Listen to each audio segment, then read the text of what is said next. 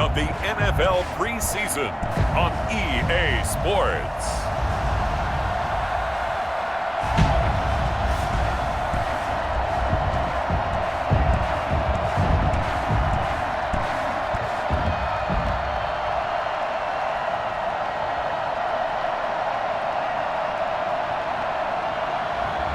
We'll see Drew Lock and the Denver Broncos taking on Jimmy Garoppolo and the San Francisco 49ers. We find ourselves at the foot of the Rockies, Denver, Colorado, for this edition of the NFL on EA Sports. Just a short time ago, sounds loud enough to reverberate across the Rockies. They're ready for football in Denver as the Broncos get set to do battle with the San Francisco 49ers.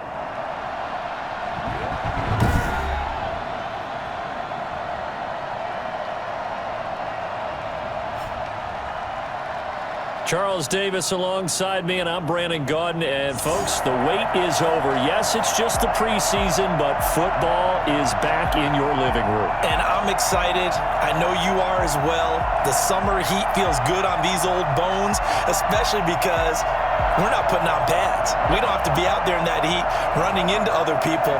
But I'm glad these guys are. Football is back.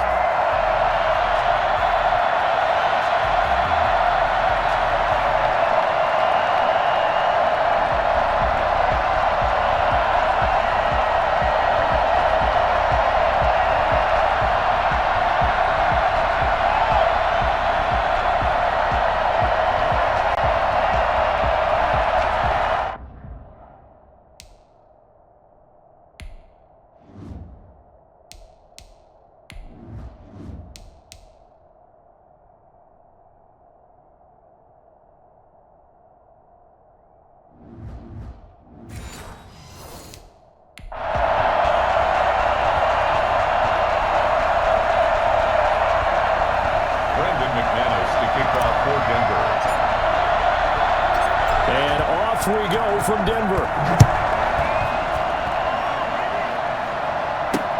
Fielded a couple yards into the end zone. And he opts to not bring this one out. The first drive will start at the 25. The 49er offense about to go to work, and it's Jimmy Garoppolo, Charles, at quarterback. And there he is, the man known as Jimmy G, Jimmy Garoppolo, who I thought had a really nice year in 2019. So close to culminating with a Super Bowl title. Accurate with the football, completed nearly 70% of his passes, which was fourth best in the NFL. Nearly 4,000 yards through the air with a team that runs the ball with great efficiency. 27 touchdowns, but in the Super Bowl, didn't quite make the plays they needed down the stretch. But remember, some big wins last year at New Orleans, at Seattle in Week 17, 2 playoff wins. He's continuing to develop as one of the better ascending players in the league. At the 31-yard line. They'll come up now 2nd and 4 from the 31.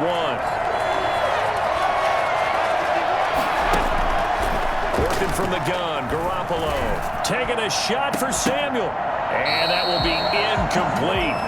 Tried to dial up the long one way out there, but it'll be 3rd down.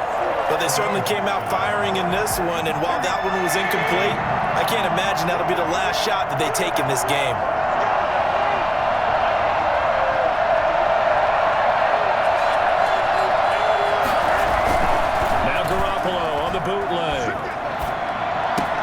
Completes it to Samuel. And he'll have it past midfield almost to the 40 before being taken down. 27 yards there on a very nice 3rd down conversion. The goal for any offense versus his own defense, find the holes where guys are available and put the ball on the receiver before any defender can step up and fill it. They did it well there. Perfectly executed crossing route.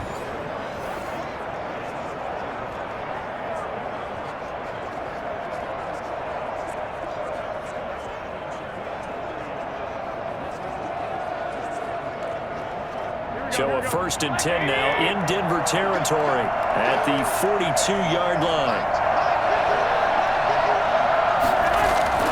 Garoppolo going to give to Mostert. And very little there. He might have gotten a yard. Yeah, I think he got a yard to the 41. 41. No doubt about it. A really nice job there by the defense, not allowing him to get to the perimeter. But that means your defensive ends, your outside linebackers, the guys that you pay big money to sack the quarterback, they also have to have interest in the running game as well. And they did a nice job there holding the point of attack and not giving ground. Garoppolo finding his tight end Kittle. And this is going to be another first down as they'll make the tackle at the Broncos' 24-yard line. 17 yards on the pickup there, and the drive will continue. It's a first down. Good job there to locate his tight end, Charles, in the middle of the field. Yeah, he has good pass-catching abilities, and if they're able to continue to find him here in the early going, I think it'll help out his teammates out on the perimeter. You can take the big shots later if he occupies their attention.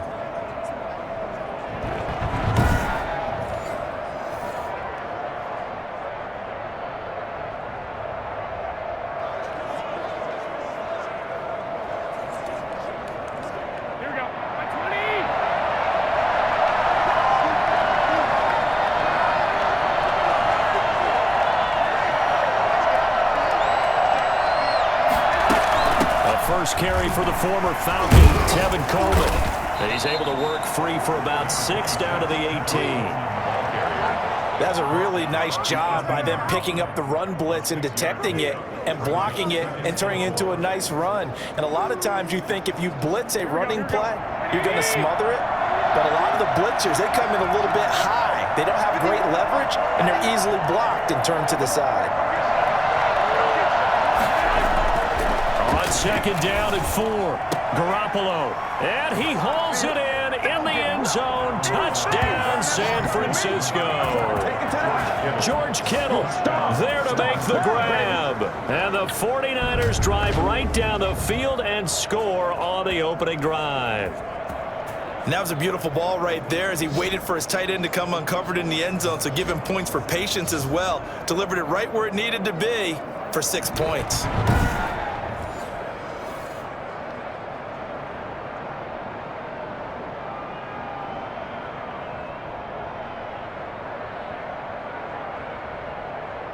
Robbie Gould on for the extra point.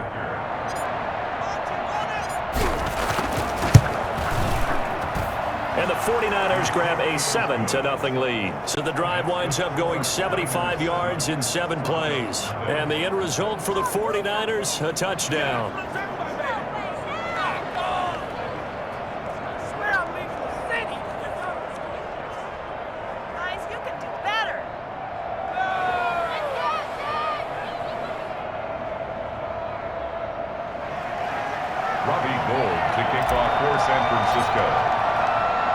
After the touchdown, it's Robbie Gould now to kick it away.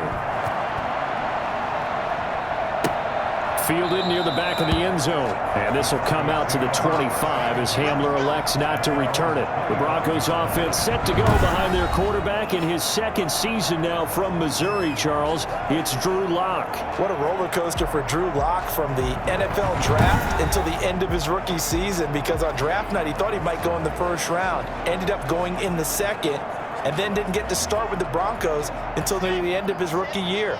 But the Broncos did go 4-1 in those games, and he played very well, working on his agility and his pocket presence in the offseason. The Broncos upgraded around him in order to give him more weapons. Absolutely nobody fooled there. He's going nowhere fast as he stopped behind the line of scrimmage.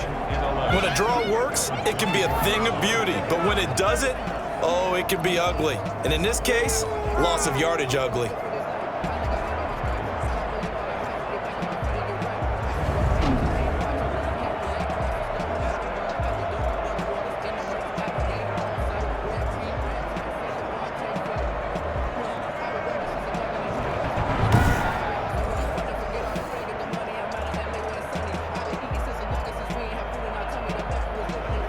A loss of a yard there to start out. That leads to a 2nd and 11. Lock working out of the gun. And down he goes. The 49ers get there. Just not much a quarterback can do there, CD. The pressure was in his face almost instantaneously. Led to a very quick sack. And this came from the interior of the defensive line. And these guys, they're normally anchors of that spot. And they don't often get clear shots at the quarterback. But in this case, he got past the center and the guard in no time and got there to make the play. And if you're wondering just how quickly that sack occurred, the next-gen stats tell us 2.6 seconds is all he had to throw the football. So 3rd and long now for Locke and the Broncos following the sack. From the gun, it's Locke. Oh, he almost picked it. Nearly a turnover there on their opening drive. That's a throw he'd like to have back. Now 4th down. Two things you can do in that situation: run and punt the football, or try and take your shot at getting the first down. They chose the latter, but they'll have to punt all the same. A 40-yard punt, give him 3 on the return. And the Niners will go on offense, 1st and 10. Back out there comes the 49ers offense, ready for their second drive. They'll be looking to duplicate that first drive, the one that got them that 7-0 lead. Of course they would. I mean, look, they're on the road, so getting the 7-0 lead was huge for them, right? Imagine getting up 2 touchdowns on the road, taking the crowd out of the game. It'd be ideal. Garoppolo going to bring the Niners up here 1st and 10 at their own 44. He turns and gives to Coleman. 5 yards on the carry. Good pickup on 1st down. That's a really nice, tough run inside, and they gained 5 yards on it. And to be frank about it, most offenses don't expect to get 5 yards on a play call like that. So when they do, they go back to their huddle with a little pep in their steps. They're starting to think that they're starting to dominate the line of scrimmage. From just shy of midfield, Garoppolo. Oh, nearly picked. And maybe lucky there. This guy doesn't drop many defensively. 3rd down. A lot of times it's that first read that you had. Maybe you get it in pre-snap, and he locked in on his target, but he was covered quite well, and that one's incomplete.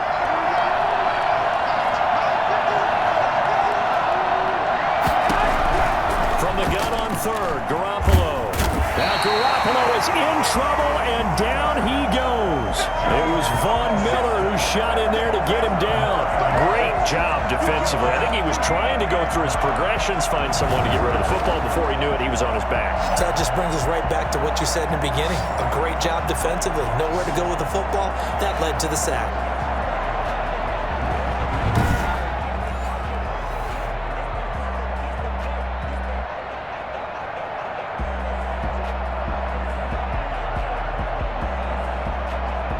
So on 4th down, here's the Australia native Mitch Wishnowsky to punt this one away. KJ Hamler deep for the Broncos. He'll send this away into the Rocky Mountain Night, and it's a good one. A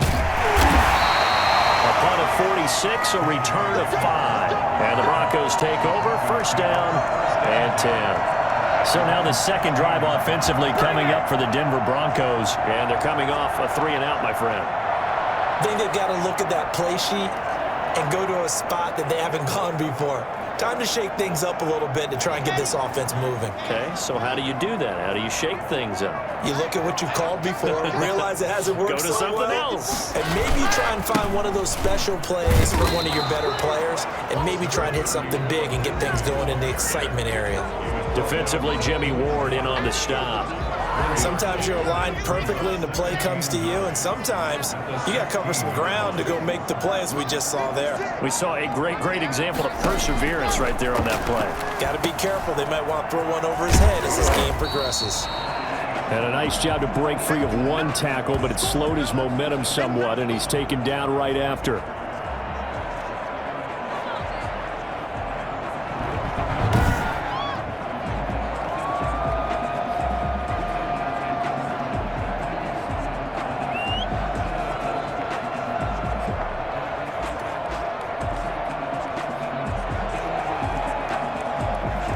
This defense tightening up a bit. That last catch just 1 yard, making it 3rd and 9.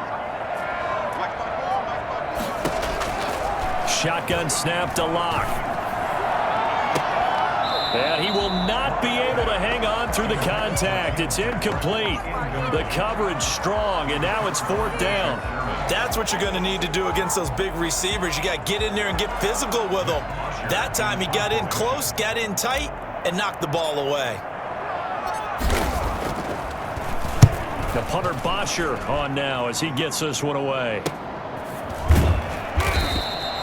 call that a punt of 38 yards officially. And possession will switch hands, 1st and 10. The attention shifts back to Jimmy Garoppolo and the NFC champs.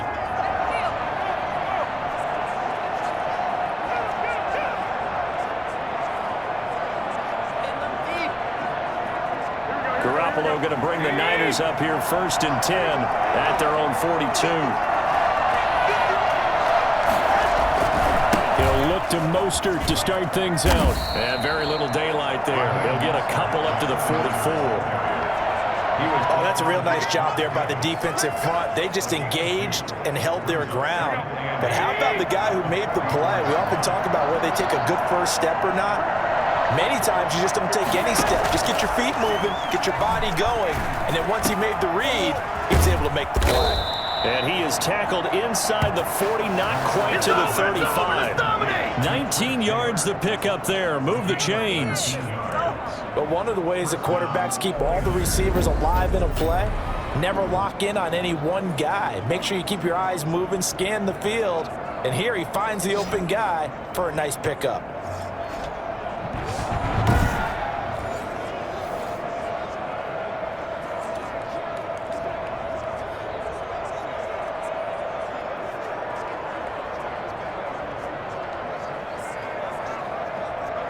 Line of scrimmage, the 37 on 1st and 10.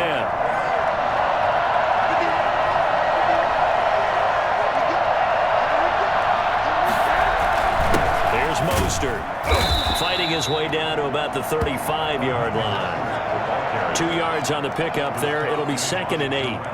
Well, any lane that might have been open there was closed pretty quickly, and that was because the defensive front, they won that battle at the point of attack at the line of scrimmage. They used great leverage, held their spot, and stacked him up. And that is incomplete. A lot of force bearing down on him there. He could not hang on. It's 3rd down. Over the dime look on defense, 2 extra defensive backs on the field and covered up essentially every blade of grass.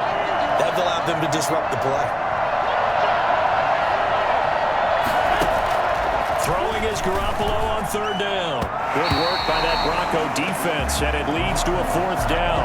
Has to be a little bit of frustration there. Back-to-back incompletions. Receivers blanketed on both attempts.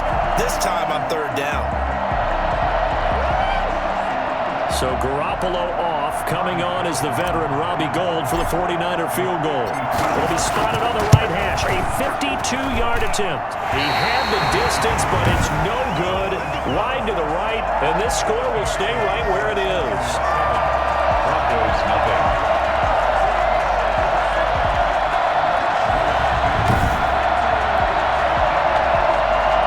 So the Broncos coming out now. This is their 3rd drive. Right now, maybe not about points, just about getting something. They haven't gotten a first down yet in this game. It's a mental barrier you don't think about until you go a couple of drives without getting a first down. Then all of a sudden it looms big. It gets harder and harder to actually attain that first down. Distance was never an issue, not in this mile-high air, but it doesn't matter what elevation you're at if you don't put it on target. And this one kind of takes off on him.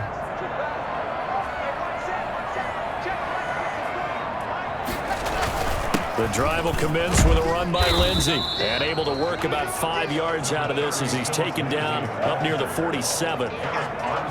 Brandon, 5 yards on that run. Let's get back to the huddle and make sure if you're a back, you spend time with your offensive line and give them credit.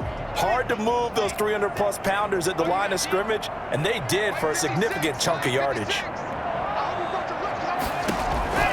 2nd and 5 now. Lock, and he rifles one incomplete. He was trying to find Noah Fant, the tight end, and now it's 3rd down. From the snap, he certainly looked like he knew where he wanted to go with the ball, but surprise, that guy was covered. So that took his attention elsewhere to no avail. To throw it is Lock. Sets up the screen to Gordon. And they're well past midfield, just a yard or 2 shy of the 40. That one going for a gain of 11 and a Bronco first down. Let's give a little credit there. The offensive play caller sensed that the screen pass was available. Whenever you're getting a lot of heavy pressure towards your quarterback, that's when you're thinking about running the screen and using that pressure against the defense. And it worked very well there for a first down.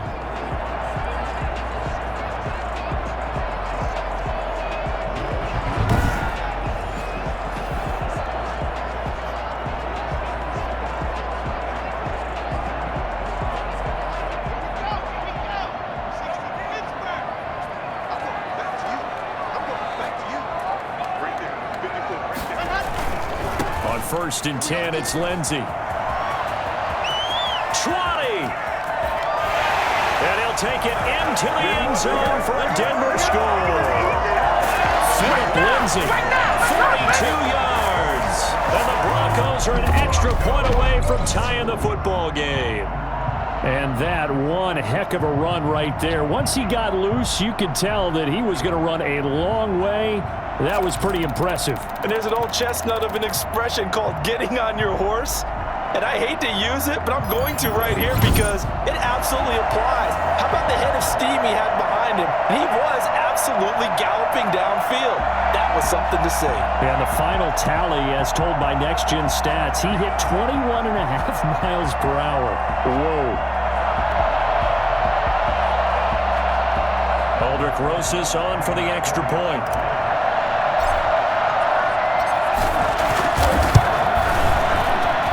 It's up and good. So these teams match touchdowns here in the first quarter, and we're tied 7-7.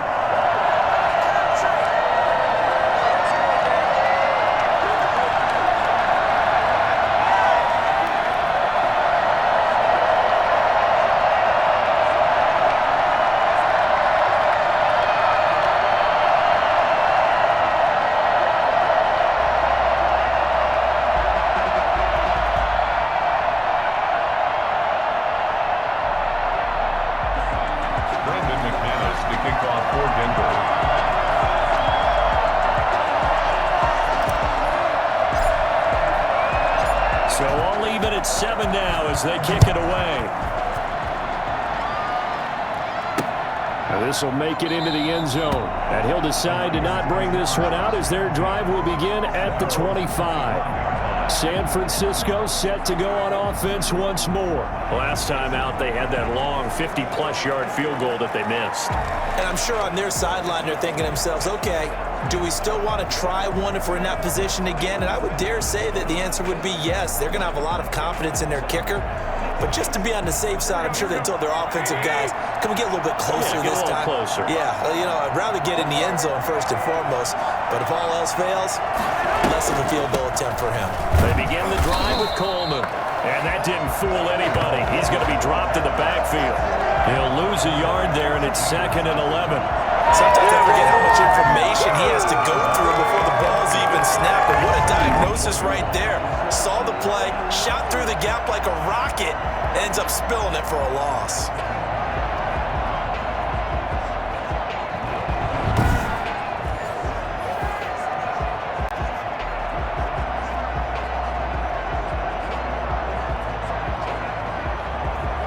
After the loss to start out, here's 2nd and 11.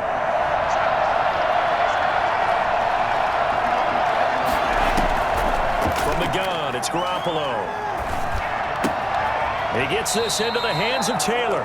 And he gets this up just shy of the 30 to the 29 before he's out of bounds. Brandon, so many times we see the crossing route start as a quick hitter, but in this play, he had time in the pocket and waited for him to clear going across.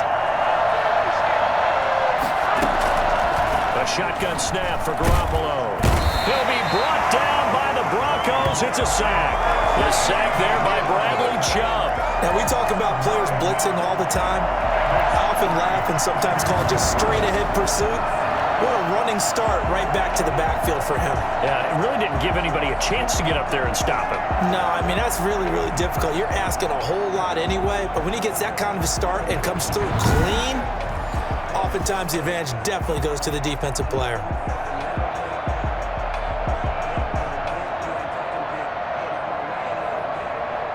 Here comes the 49ers punter now. As the drive goes backwards, so he's on to punt it away.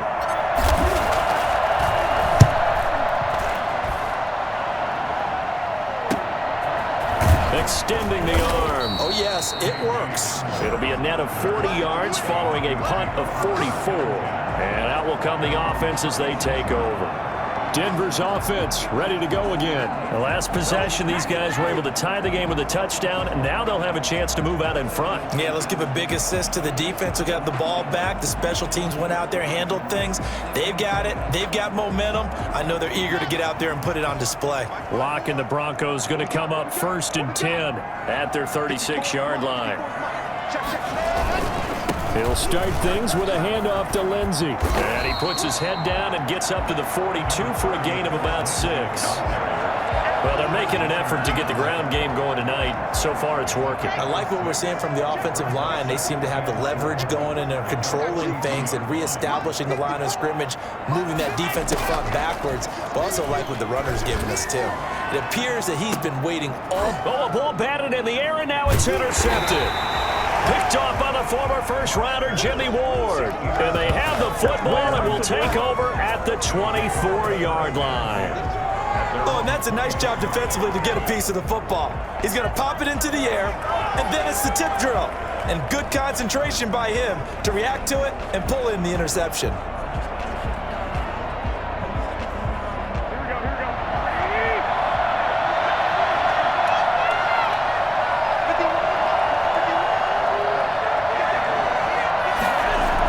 They'll start on the ground with Mostert. And he'll be corralled right around the 34. Give him 10 yards there, and about by the nose of the football, he's going to have a first down. Breakout season Raheem Mostert had in 2019, and now he's got a chance to be the lead back for his team. In fact, he spent time in the offseason bulking up, trying to get stronger, to absorb the extra hits and be available for more snaps. He wants to be a guy who carries the ball from game 1 all the way through game 16 in the regular season. And they'll let the quarterback keep it here on 1st and 10. It was Bryce Callahan jarring the ball free defensively. In any event, it happened pretty quickly. I'm not sure he made the right decision on that one. I think if he had it to do over again, he would have found a different target downfield. But he made his decision, and that one's incomplete.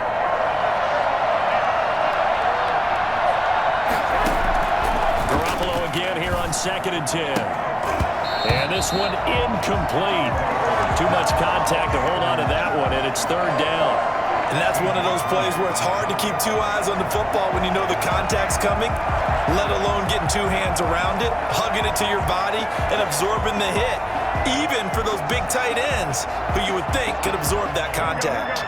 So back-to-back incompletions, and that has him staring at a 3rd and 10.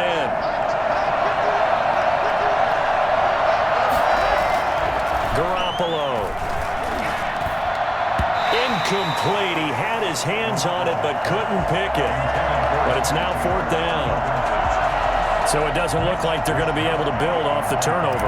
Well, the defense certainly did its part. It got them the football. But you're exactly right. It looks like they're going to have to punt this one away. And it's not a turnover, but doesn't it feel like one after grabbing the momentum with the defensive play? Yeah, and they had all that momentum after getting the football, and now zapped right back in the other direction.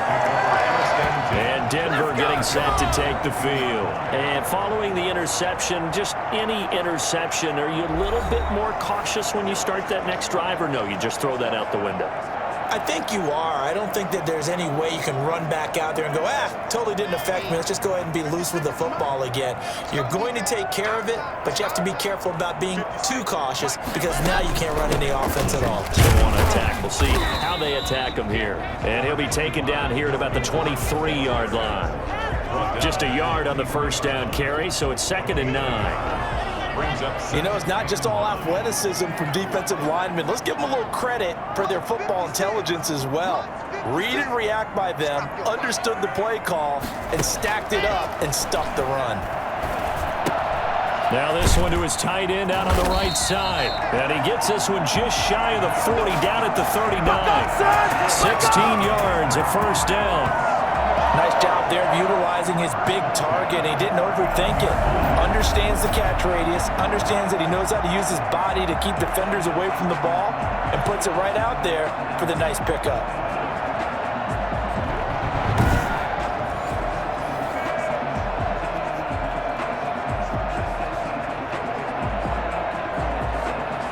Three tight ends in the ball game here on 1st and 10.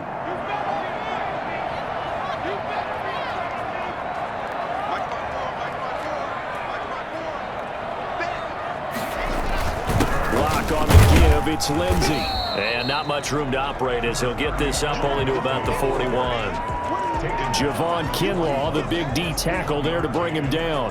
Charles, we take a look here at the 49ers draft class for 2020. You know, not too often you see a Super Bowl team have 2 first-round picks. You're absolutely right about that, because typically if you're the Super Bowl team, people aren't really wanting to deal with you very much, and instead San Francisco got it done. The first of those picks, it cost them DeForest Buckner. He went to Indianapolis, but they got his replacement in number 13 in Javon Kinlaw. Then how about him getting Brandon Ayuk, a wide receiver from Arizona State, with their second pick? The draft is top-heavy, but it is quality. After an incomplete pass on 2nd down, that'll leave him trying to convert on 3rd and 9. From the gun, block. He's got a man. It's Sutton. That's complete. But he gets us to the other side of midfield across the 45 before going out. Block and Sutton on the connection there for a Denver first down. Well, that certainly has to feel good. It's not all the time that the play caller should get all the credit. Sometimes I think in the huddle, the quarterback just says, hey, who's going to make a play for me? I just need something right here. And the end result there, nice first down. Drive keeps moving. So from inside Niner territory now, this is 1st and 10 at the 44-yard line.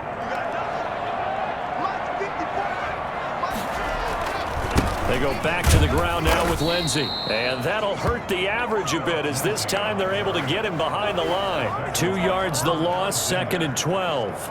A quick observation, Brandon, because early on in this game, I'm seeing linebackers playing with their noses close to the line of scrimmage. And my guess is the wheels are turning on that other sideline. As a play caller, you're filing that away right now, aren't you? Yeah, you're trying to find that opportunity later on when you can play action them or stick something to them between the 2nd and the 3rd level.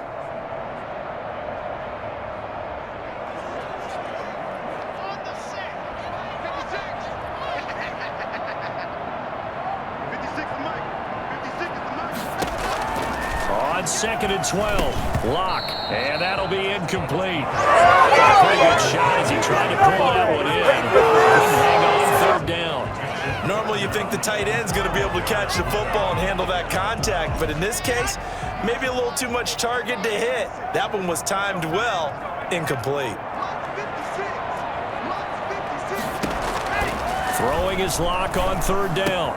He's got his tight end Fant. And he will have a Broncos first down as they're able to get the 3rd down conversion. And this offense can get their tight ends involved. They can move the football. Here, a nice route, able to look it in, and picks up the first down.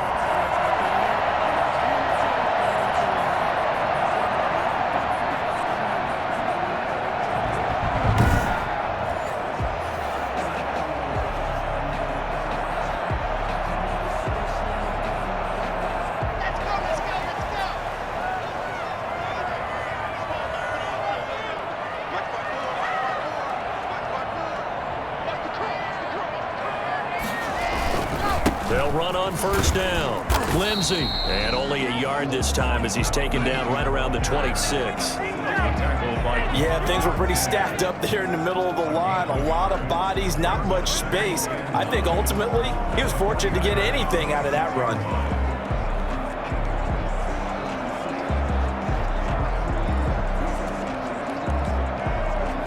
The run only got a yard. Here's 2nd and 9.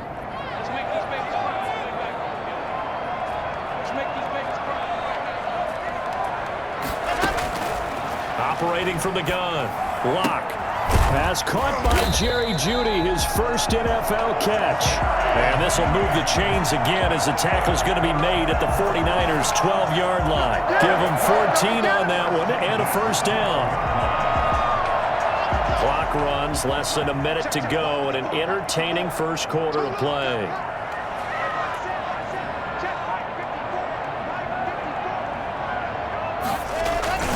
On first down, it's Lindsey. And this time they were waiting for him as he'll be knocked out before he can get back to the line of scrimmage. Officially, it's a 1-yard loss. That's going to bring up 2nd and 11. Defensively, he has been a presence in their backfield in the first half. Had a sack earlier, and now he comes up with a big tackle for a loss.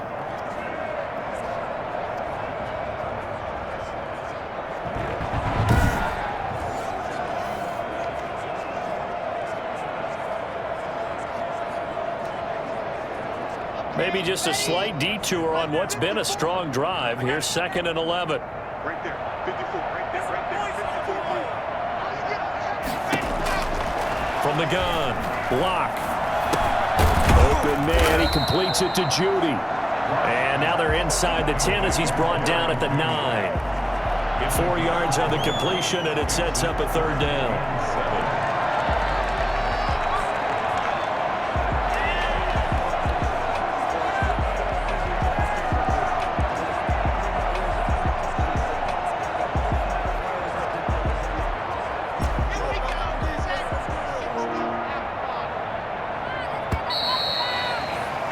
These two teams all tied after one. The score tied 7-7.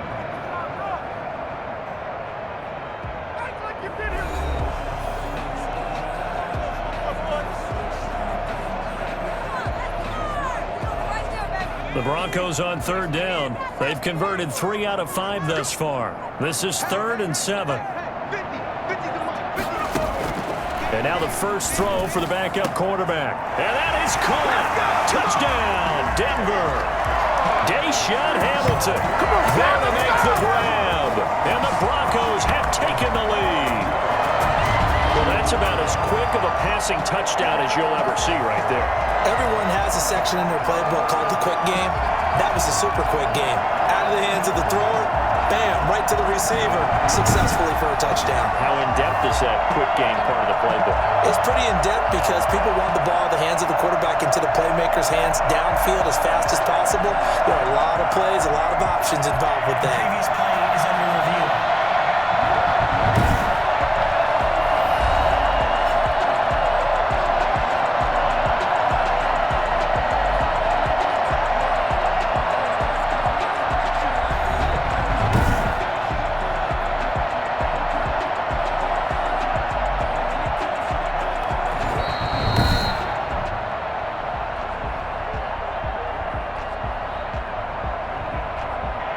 They had to go to the monitor, get an extra look. That's what the technology is for. And this touchdown will count.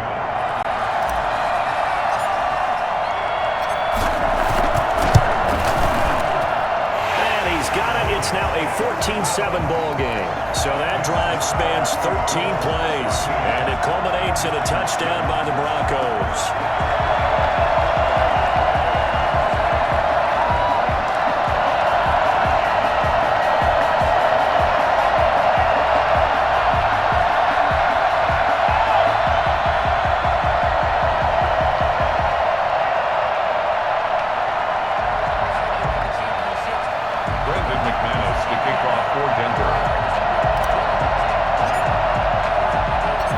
After the touchdown, here's McManus now to kick it away.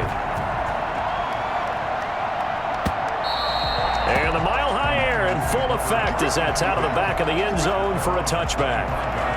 And San Francisco gets set to go here. That 7-0 lead of theirs short-lived as they've now given up 2 straight touchdowns to fall behind by 7. Yeah, but no cause for discouragement here. Yeah, they've fallen behind, but haven't they proven that they can go down and score?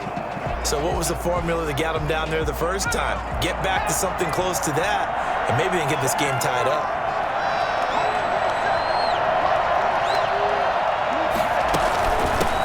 Now the Georgia Southern man. This is Jerick McKinnon. And he's upended after a gain of 2 out to the 27. Give him a couple on the carry there. 2nd and 8. They'd love to just strike back with a touchdown right here, and if it's a long play, so be it. But the main goal, get a couple of first downs, run some plays, run some clock, allow their defense to get a chance to catch their breath, settle down, and relax a little bit after they just gave up the score. And they'll get it up just short of the 45 at the 44. But when you hit him on the move like that, and he's able to get into open field with a full head of steam, oh boy, it's going to be tough to get him down. Yeah, there was a big window. They're lucky they did get him down.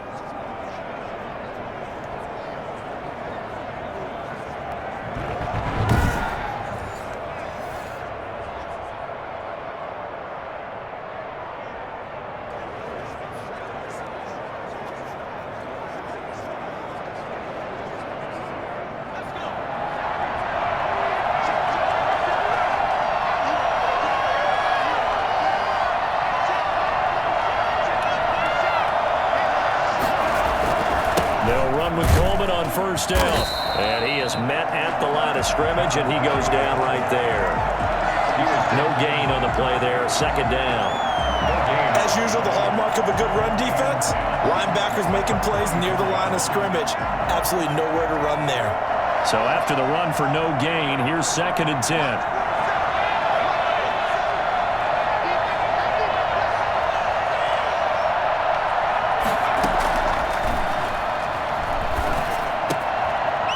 Throw over the middle. It's taken in by his tight end. And this is going to be another first down as they'll make the tackle at the Broncos' 44-yard line. First down. Well, that was a fun one to watch right there. A nice in-breaking route and plenty of room in the middle of the field. And he was able to get behind the linebackers and grab the completion for a really good pickup. So a 1st and 10 now in Denver territory at the 44-yard line. Here's Coleman on the draw. And he's going to be stacked up right at the line of scrimmage. Nothing there for him. 2nd down. The running lanes have definitely not been there for him here in the first half, and I don't think it's all been his fault. His offensive line hasn't given him much space. A loss results there.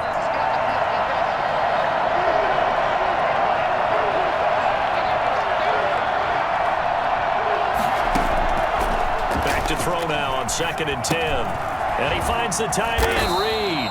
And this is going to be another first down as they'll make the tackle at the Broncos' 33. A nice pickup there of 11 yards, and it'll move the sticks. So they'll come up 1st and 10 now from the 33.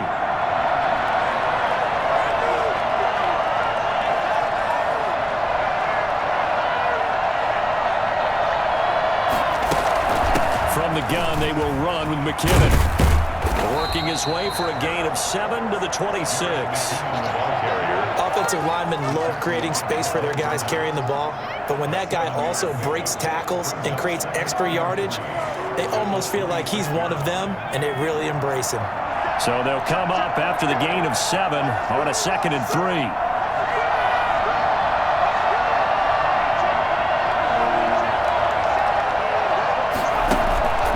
A play fake as they set up to throw. And this is caught at the 8. And brought down, but not before they get it inside the 10 to the 7. First target, first catch, and a first down.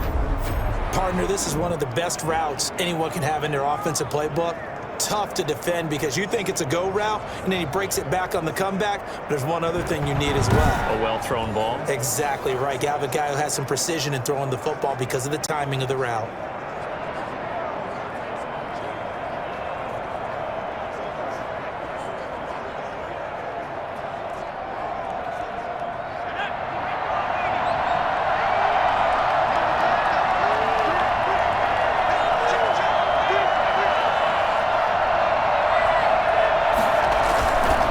Try and run for it on 1st and goal.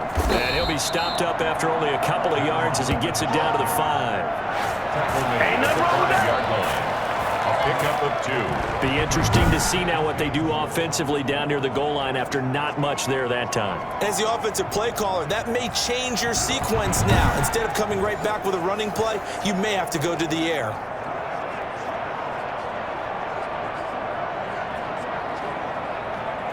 And the ball smack dab on the 5-yard line. Here's 2nd and goal.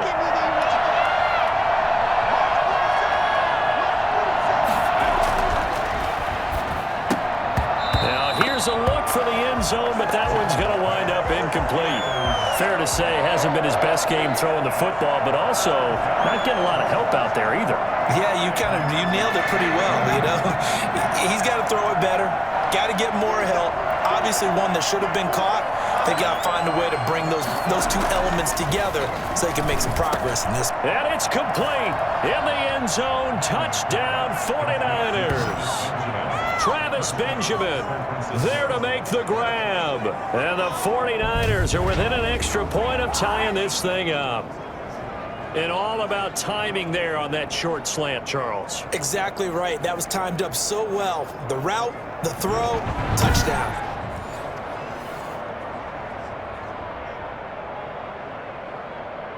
Gold to add the extra point.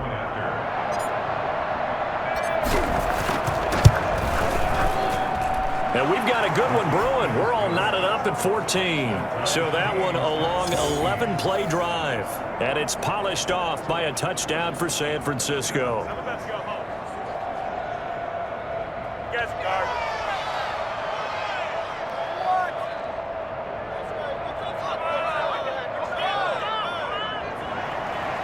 Robbie Gould to kick off for San Francisco. This one tied at 14 now as he sends this one away.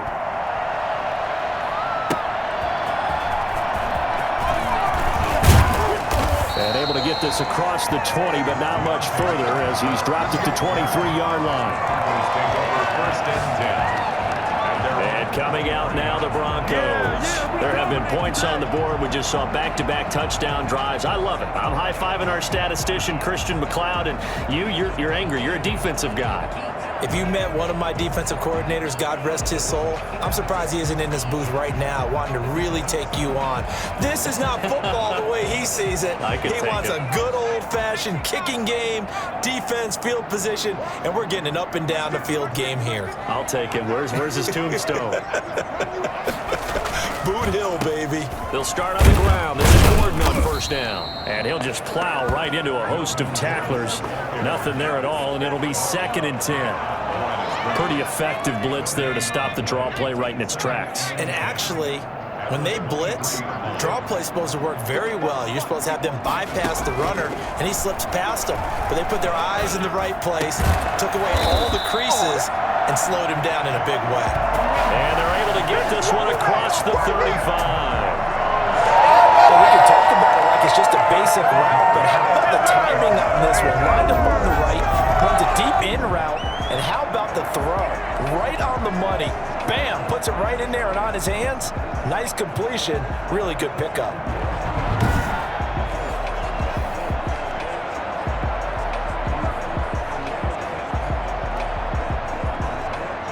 So here's a 1st and 10 at the 38.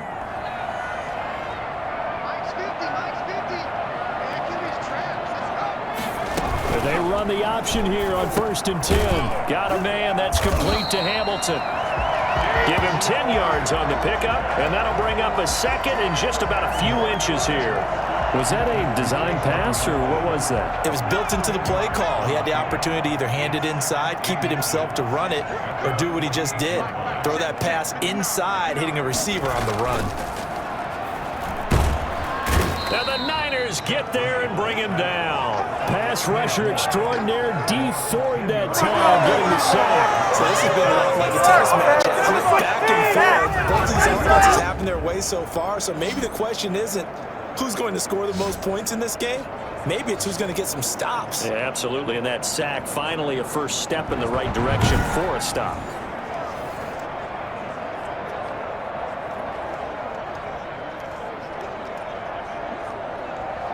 The Broncos on 3rd down. They've converted 4 times out of 6. Not bad. This is 3rd and 10.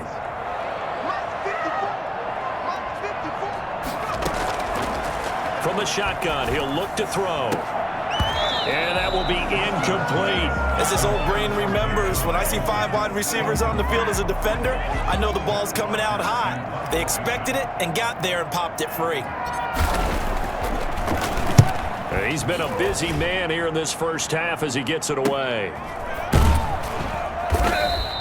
That'll be a 44-yard boot, just a yard on the return as he's covered up quickly. And the offense will take over with a new set of downs. The 49er offense now making their way out onto the field. And for them, a touchdown their last go-around. Obviously, they'll be hoping to do that again. And when you start plotting for this drive, when you start thinking to yourself, okay, what are we going to do? You don't go away from what you did before because that worked, but you have to be prepared for wrinkles and counters because you know they'll make some adjustments.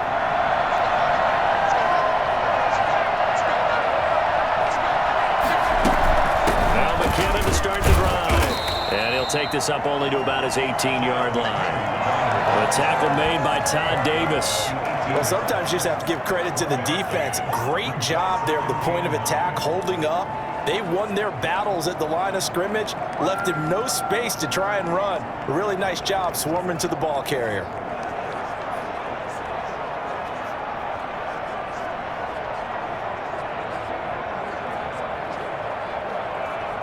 Here's 2nd and 9, just a yard on that last run.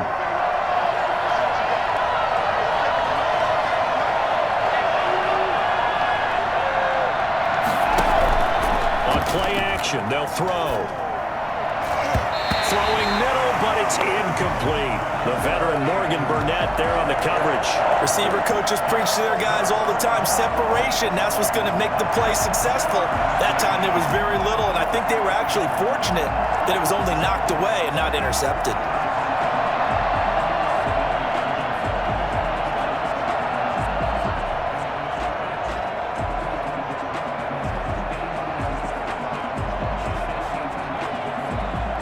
The Niners on 3rd down. They've converted just 2 for 6 thus far. This is 3rd and 9.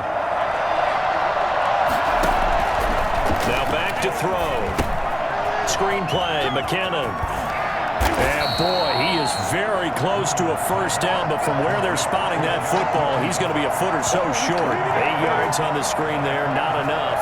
And it'll be 4th down. Instead of throwing it downfield, Charles, they just tried to dump it underneath there. You like the call? I do. I think it's a high percentage play because you get the completion, and what you're counting on is your back to use his legs and his elusiveness to make people miss and pick up the first down. In this case, it didn't happen. He's averaging just under 50 yards a punt as he gets this away.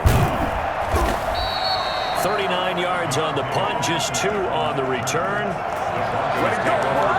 Set to take over. The Broncos offense trots back out. They punted last time they had it. What steps, Charles, you think they have to take to make sure they don't do that again? Well, let's just go to the football 101, the trade expression 101. Win first down. Make 5, 6, 7 yards on first down and make it a 2nd and 3, 2nd and manageable. Keep accumulating first downs that way. Keep moving the football. You don't want to get behind the sticks because then the defense has the advantage.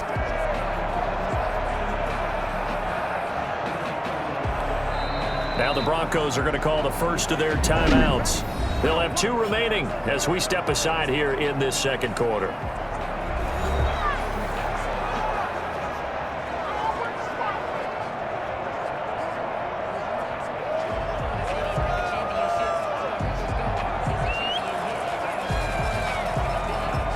From the 34 now, here's 1st and 10.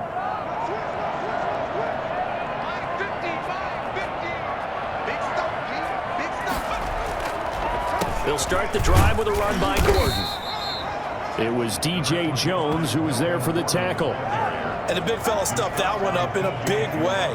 I think doubling him has to be a priority because you can't move up to the next level if you don't take care of him first.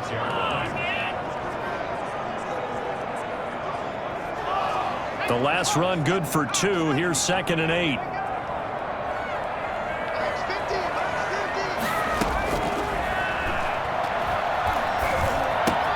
The throw taken in by Hamilton. And he'll be out of bounds, but able to get it up past the 45. 12 yards there and a first down. This was a nice example of an offensive coordinator scheming his guy open. Just a little underneath route, just trying to free up some space, and it worked awfully well. Got him not just space, but plenty of room to run after the catch to pick up really nice yardage. Now Gordon on first down. And he's able to get this one down to the 40-yard line. It's a pickup of 12. Second play in a row with a 12-yard gain. You know Melvin Gordon is very effective getting to the perimeter. But being a former University of Wisconsin Badger means you know how to run the ball inside and with power as well. I also like the fact that he's a weapon in the passing game. Had as many as 58 catches in a season. Throw it to him in space and look out.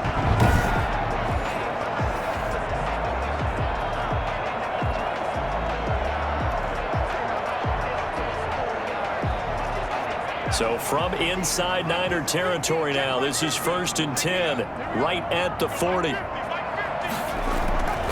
Here's Gordon. And little room to maneuver there. He gets it down to about the 39. Now it looks like we've got a Bronco that's banged up on the play. Definitely the last thing you want to see here in a preseason game. We'll be right back.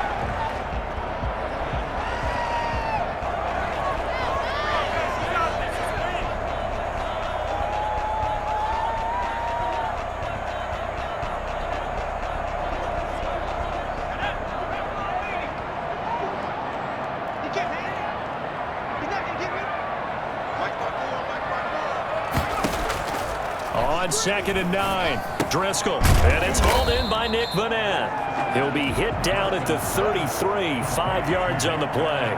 That catch good for 5. It's 3rd down. Not a big window to throw. Coverage wasn't too bad there. Yeah, they had him under wraps pretty well, but somehow able to muscle his way open and catch the ball.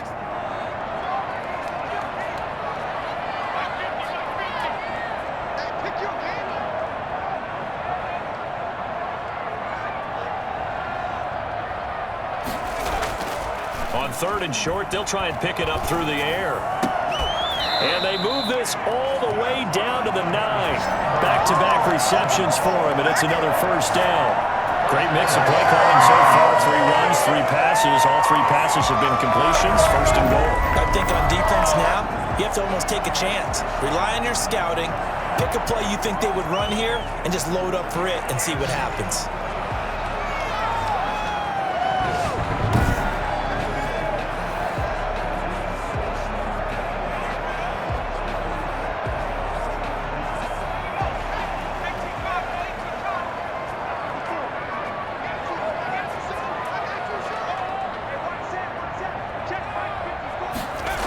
They'll run here with Freeman.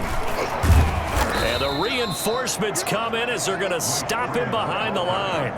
That's going to go as a loss of 4, and it'll be 2nd down. 2 things to watch. First, his strength and being able to break out that initial contact. But at his size, once you slow his momentum, it's hard for him to get it started again and end up tackling him behind the line of scrimmage.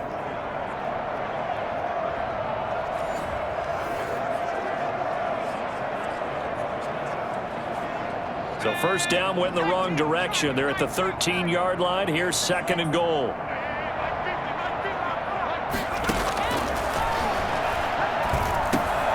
This will be caught at about the 5. And the stop will come inside the 5 at the 4. Able to get 9 out of that pitch and catch, but now 3rd and goal. And a lot of people ask the same question all the time. Why do we see so many slants in the red zone?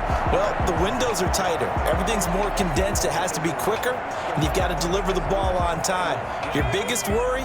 Ball gets tipped in the air, because if that happens, then it's fair game for the defense. They'll look to throw on 3rd and goal. And he'll take it into the end zone for a Denver score. From 4 yards out, and the Broncos have broken the tie. You get down near the goal line, this is where having a sure-handed tight end becomes a luxury, and it pays off big time, especially when the defense sells out against the run, and he finds himself open for an easy touchdown.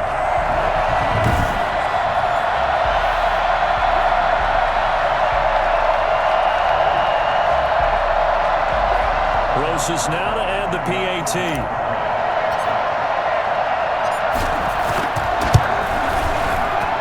It's up and good, and that'll make the score 21-14. So that drive consumes 9 plays all told, and it ends with a Denver touchdown.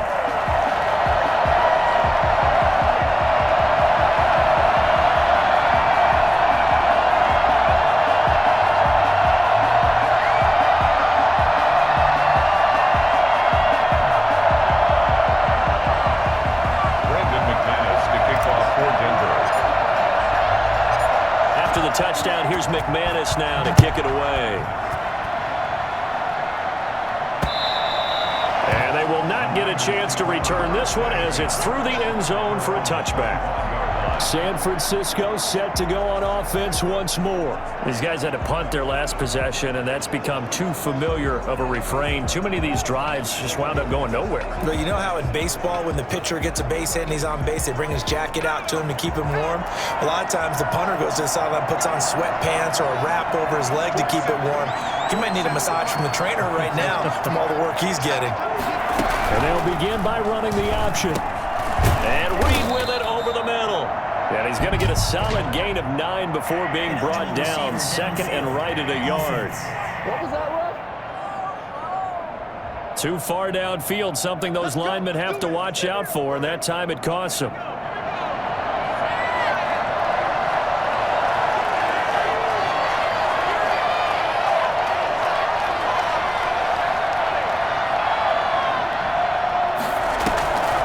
They go draw play. McKinnon fights forward for only about a yard up to the 21. Well, it's time for them to be good teammates right here. And what I mean by that is possess the ball for a little while. Get at least 2 first downs. Give their defense a chance to settle down a little bit after they give up a touchdown.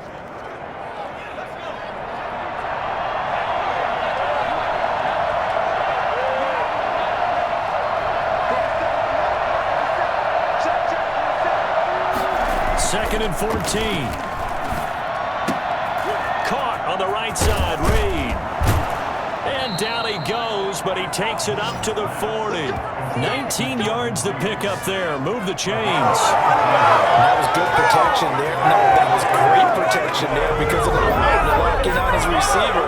Although I think he was looking for his tight end on the corner route all the way. Nice connection there for a really nice gain.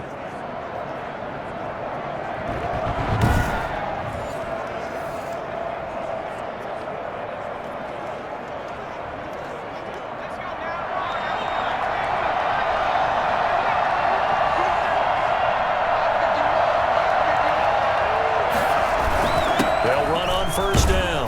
It's Coleman. Give the tackle there to Morgan Burnett. Brandon, all things considered, they have to feel pretty good about getting that type of a gain considering the blitz that they just had against them. At the 44-yard line. Following the pickup of 4, here's 2nd and 6.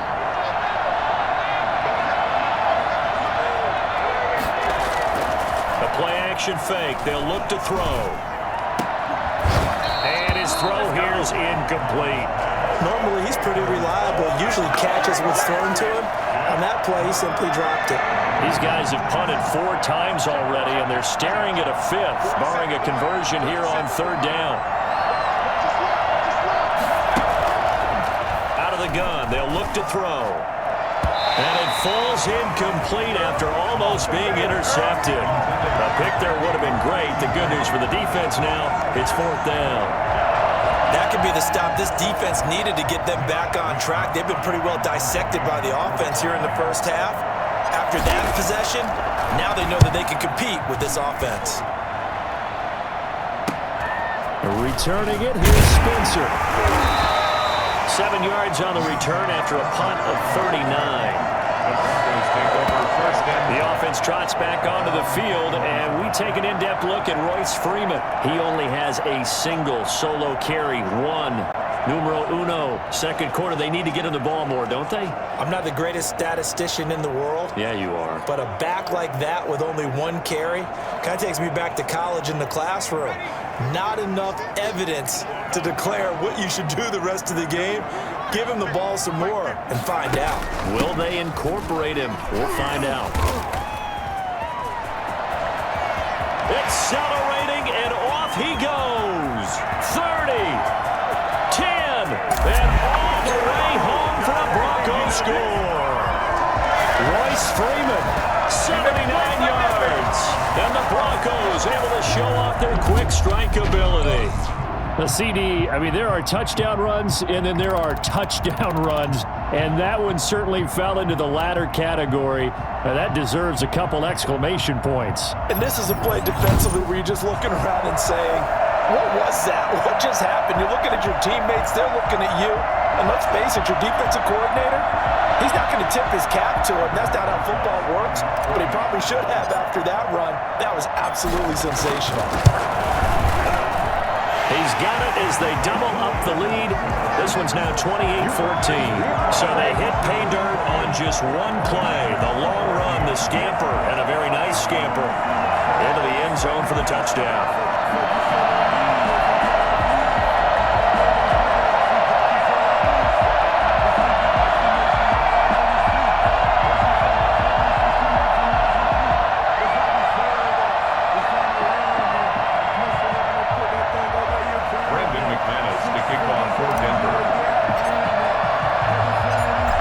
Touchdown. Here's McManus now to kick it away. That's fielded on the back line of the end zone. And we see James. He will not return it, and they'll bring it out to the 25. Nick Mullins in the offense set to take over. And how does he rally the troops, so to speak? He's played well, but they're down big on the scoreboard. How does he get his guys going? to make sure they understand it's not a me game, it's a team game. Everyone has to come together.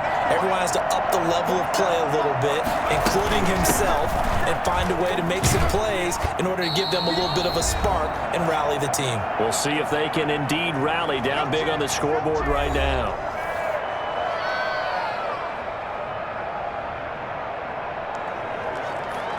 Coming up at halftime, I'll go from one personality, that's you, Charles Davis, to another one in Orlando, the coach. He'll have stats and scores from around the NFL. You and Jonathan Coachman both larger than life. No doubt about it. But you're stuck with me in this booth, Yes, and he's miles away and smiling. And happy. Normally being a big-bodied receiver plays to their advantage downfield. Go up and make the catch, take the hit, and pick up yardage. But in this case, the hit was timed really well and popped it free from his grasp. Jordan Reed has it. And he is going to have a 49ers first down as they're able to get the third down conversion. And the 49ers now going to use the first of their timeouts as they'll head to the sideline and talk over what to do next.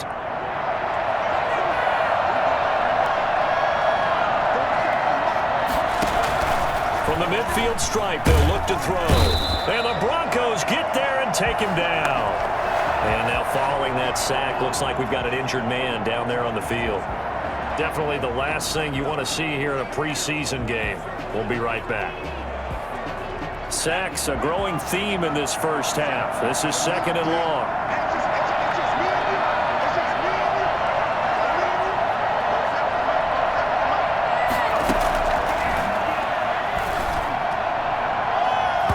Looking right sideline, but it's incomplete. He was looking for Travis Benjamin that time.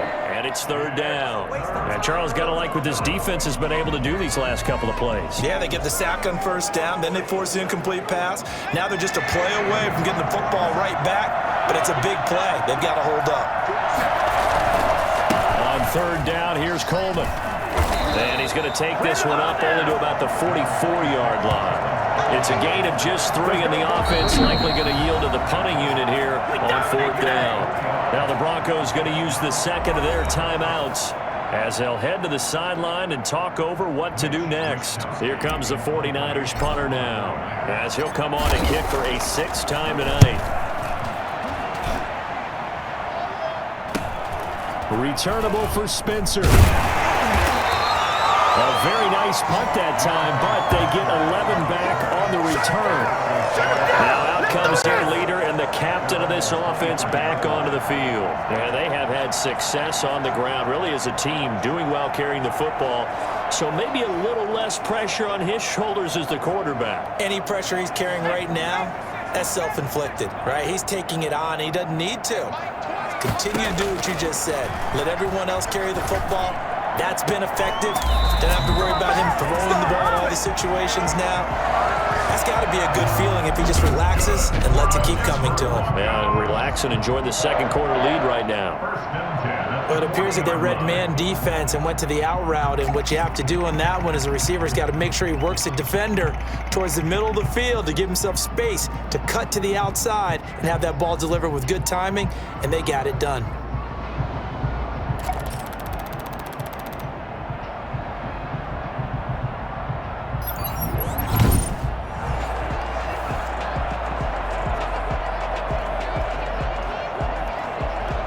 So quickly all the way up at the 40-yard line.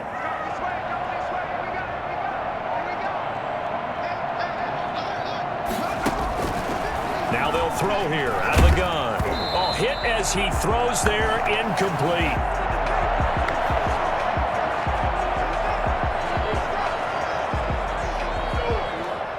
So 2nd down and 10. Once again, they'll go from the 40.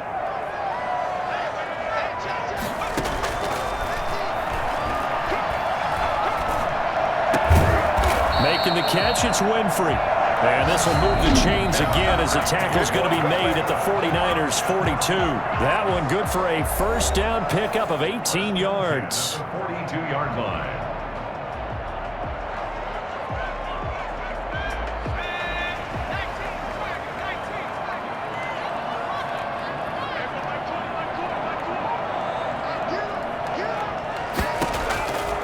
Again, he'll drop to throw.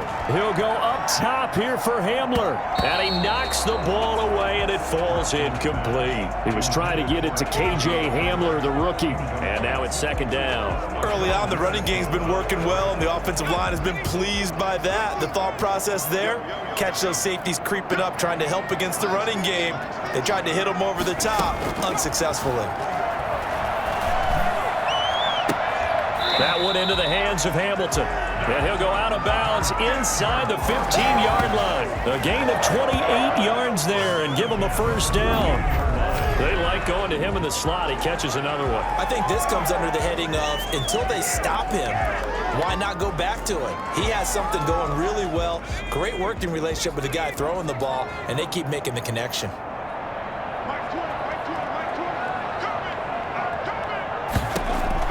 From the red zone now, they'll look to throw. Looking end zone, but it's incomplete. He did a fine job there of not hitting him before the ball arrived, and I've got to tell you, you can often mistime that play because of the angles of approach. When you're going to get him, sometimes you panic as well and think, I've got to be there right now. Instead, in this case, timed it perfectly and knocked it free. Now a second down throw for the end zone, but it's incomplete. K.J. Hamler, the intended receiver. And that'll make it third down. This drive, which was going so smoothly, all of a sudden it's a little bit of a roadblock here with two straight incompletions. Yeah, apparently this defense has had enough. Apparently they're saying, no more. We're making a stand right here, right now. But it is 3rd and 10. They've got to get after him one more time. He's got it. And out of bounds all the way down at the 3. They'll get 10 there, but it leaves him just short for 4th down. That was a heck of an effort to stop him just short of the marker, but now they're going to need another big play on 4th down on defense, I believe, because offensively, they went from 3rd and long to now it's a go situation here on 4th and inches. Rosai's kick is good, and that'll push the lead up to 17.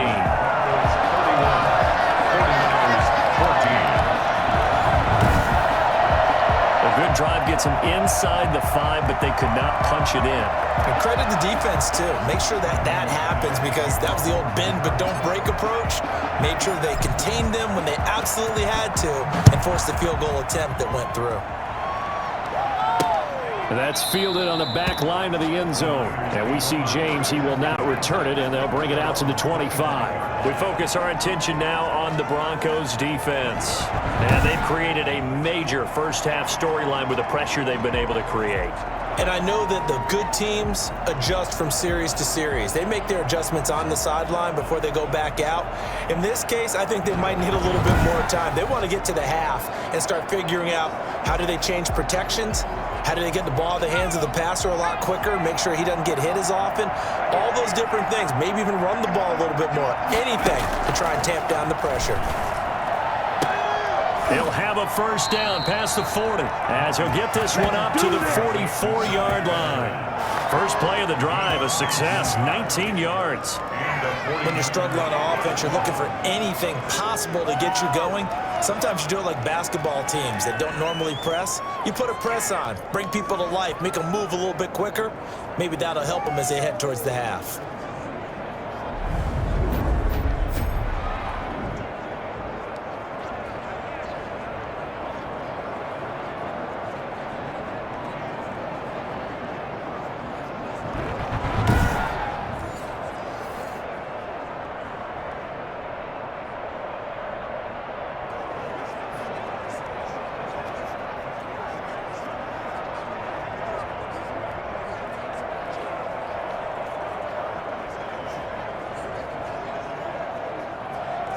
So we have reached halftime in our first preseason matchup of the year. As we send you on out to our studios in Orlando, here's Jonathan Coachman at REA Sports Halftime Report. Okay, Brandon, thanks very much. Back to you guys in just a minute as we've started the countdown to opening night. 3 more weeks of preseason action follow this, and then we get it all started less than 1 month from tonight. In our game, most of the starters have made their cameo and departed, but plenty of youngsters out there with a lot to gain or lose as we get you right back out to Brandon Godden. All right, Coach. Coach. Thank you, and we welcome everyone back for quarter number 3.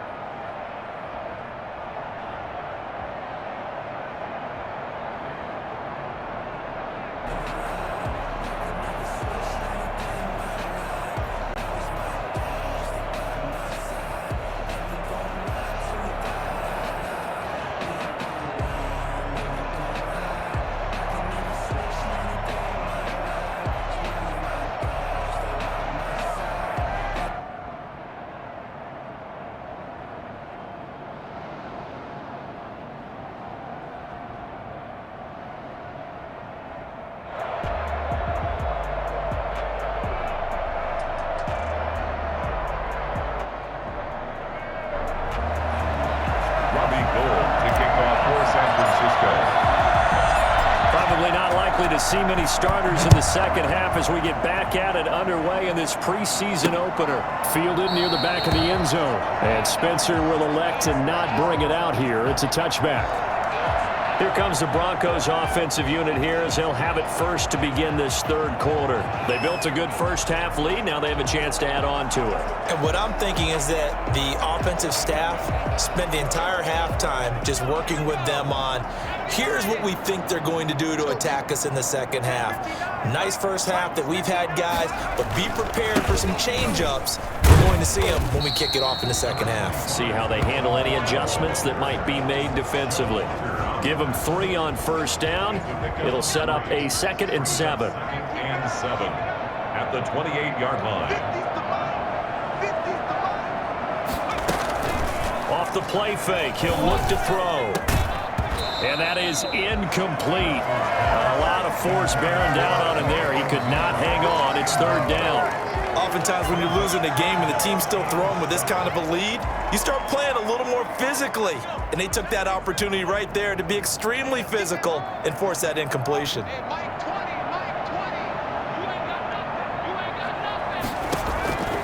On 3rd down, he'll drop to throw. Open man, it's Van. And they're going to have this across midfield and inside the 45. That gain on 3rd down, good for 28. We may be looking at the scoreboard. This offense certainly is not, because they're showing no signs of backing down, even with a 3-score lead here in the 3rd quarter. I think they keep taking their shots. They've seen blown leads happen throughout this league. They don't want to fall victim to it themselves.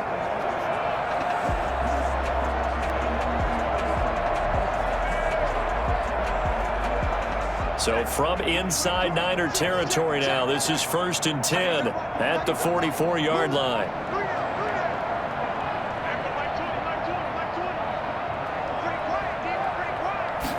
And they'll let the quarterback keep it here on 1st and 10. Open man here is Hamilton. And he goes down, but not before getting this inside the 25.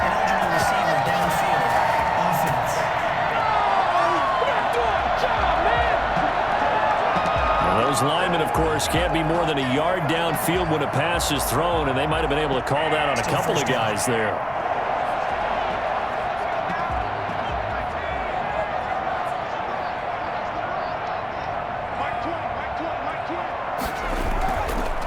Following the penalty, here's Gordon. And that play will go nowhere. Losing yardage back near midfield at the 49. That'll set him back with a loss of 3 on the play. And it'll make this a 2nd and long. And that's what this defense is going to need to do more in the second half. Good pressure that time, forces some indecision in the backfield. He's going to wind up being taken down for a nice loss.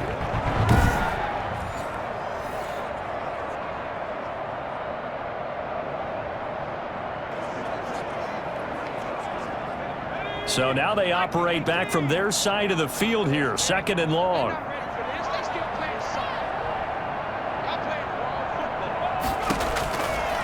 They'll drop to throw. They'll set up the screen for Freeman. And down he goes at the 49, a 3-yard pickup. So many things have to come together just right for a screen pass to break for big yardage. The blocking, the timing of the pass to the runner, everything has to fit together just right. But on that play, the defense was able to disrupt things and hold it to a short gain.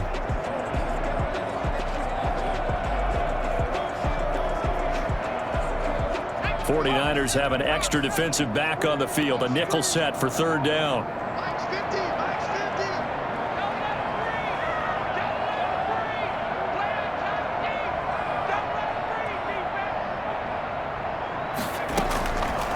Now a shotgun snap as they'll look to throw. He's got the tight end, Vanette. And he'll get this only to about the 38 as they stop him a few yards shy of the line to gain. They'll get 11, but it'll still lead to a 4th down. One of the advantages of zone defense, as I remember it, is being able to see the play develop in front of you. One of the disadvantages, when they find those levels where they can hit you with it, sometimes behind the corner and in front of the safety, it makes it tough to defend.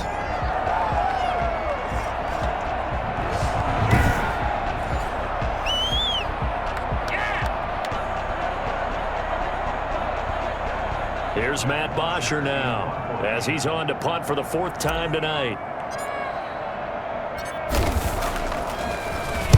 First kick, 47. This one looks good as well. Oh, he'll field it in the end zone. So possession goes over here on the punt. And the Niners will take over at the 20. 20-yard line. Here's a look at the 49ers offense as they make their way out for their first possession of the second half. And, Charles, they trail by 3 scores. Look, they're not completely out of this, but it's sort of go time right now. Yeah, and they knew that coming out after halftime, it was going to take a collective effort to get back into this ball game. The defense got the stop for them, so maybe that can get things started. Now the offense has to pick their game up as well, and if they can put a score on the board, hey, they could get back in it in a hurry. And the drive starts with a handoff to Coleman. And they'll get him down after a pickup of 8, 2nd and 2. Running lanes were at a premium in the first half, but he's able to find some room there, and he's hoping that that's a precursor of a big second half. Line of scrimmage, the 28 now as they come up on 2nd and a couple. Here's a play fake as they set up to throw. Looking long for his tight end read. And this one incomplete. Too much contact to hold on to that one, and it's 3rd down. Well, this secondary has done such a good job of frustrating these receivers tonight. Another example right there on the deep ball. Sometimes when the sun goes down and it's just the bright lights in the stadium, there's a little extra spring in their step, doesn't it? And that's what we're seeing from the defenders. Doesn't matter what there's man or zone. Deep ball, short ball. That was a deep one there. They're making plays on the football, contesting everything. Just a gain of a couple, but good enough to keep the drive rolling. They struggled to get him rolling on the ground in the first half, and that's sort of continuing here in the third quarter. Yeah, but I don't think it's time to abandon the running game. I would say keep feeding the horse, and I believe he'll eventually reward them, especially as we get deeper in the game.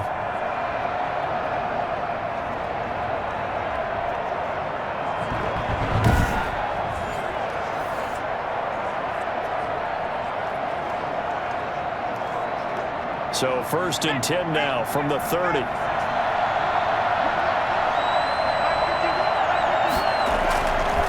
Coleman now. And he's going to have a Niners first down as the tackle made it about the 43-yard line. First downs have not come easy, and neither have runs like this throughout this game. Absolutely not. He finally felt like, whoa, a sigh of relief. We got something going in the running game.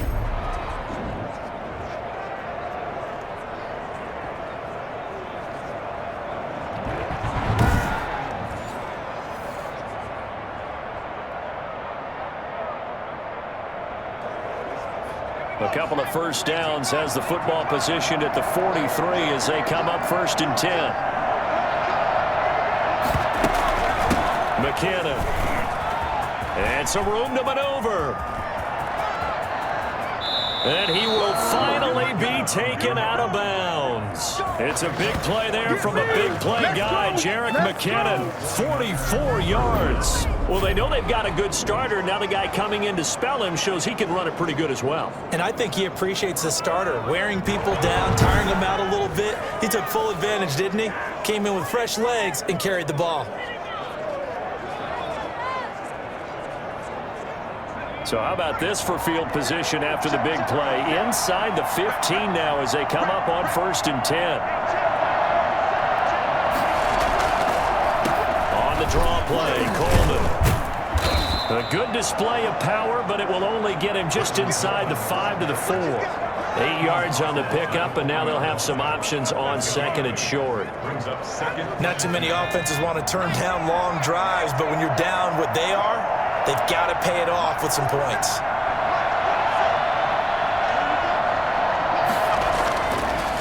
Now they'll switch it up here and look to throw. And he hauls it in the end zone. Touchdown, San Francisco. Jordan Reed there to make the grab. And the 49ers get a score closer. That's the score you felt they had to have here in the third quarter to get back in this game. And you know that there was an emphasis on their side. Hey, we know this. We know where we are. But sometimes that binds you up so much that you try too hard, you don't get the score. A perfect combination of urgency, yet relaxed enough to get it done. Now Gold for the extra point.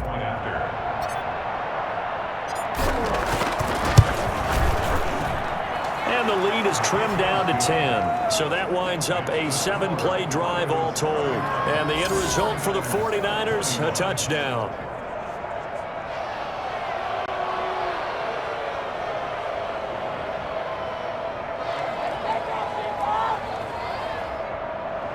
Robbie Gould to kick off for San Francisco. After the touchdown, it's Robbie Gould now to kick it away. Taken about 7 yards deep. And Spencer will elect to not bring it out here. It's a touchback. Now we get a peek at the captain of this offense heading back out there. He's played well. Good first half. He's continued that here in the third quarter.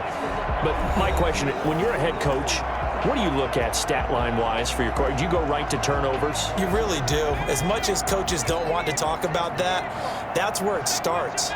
When I played in college, our first rule for every game, the team making the fewest mistakes will win. And that's kind of how they judge you. Do you take care of the ball, not turn it over, keep it in the proper hands, and give your team a chance to win? Well, that's what he's done here in this one so far. The last play got just a yard. Here's 2nd and 9 from the 26.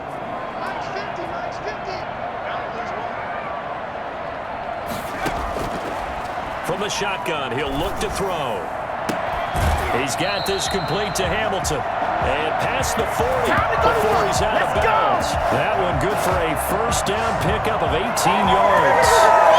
How about This throw right here, had to throw it to the left sideline, and you know the timing's got to be correct on this one. Ball's got to be right where it needs to be, and it was. That's because he had great arm strength on that one, able to drive the football. Quarterbacks love it when they can show off their arms.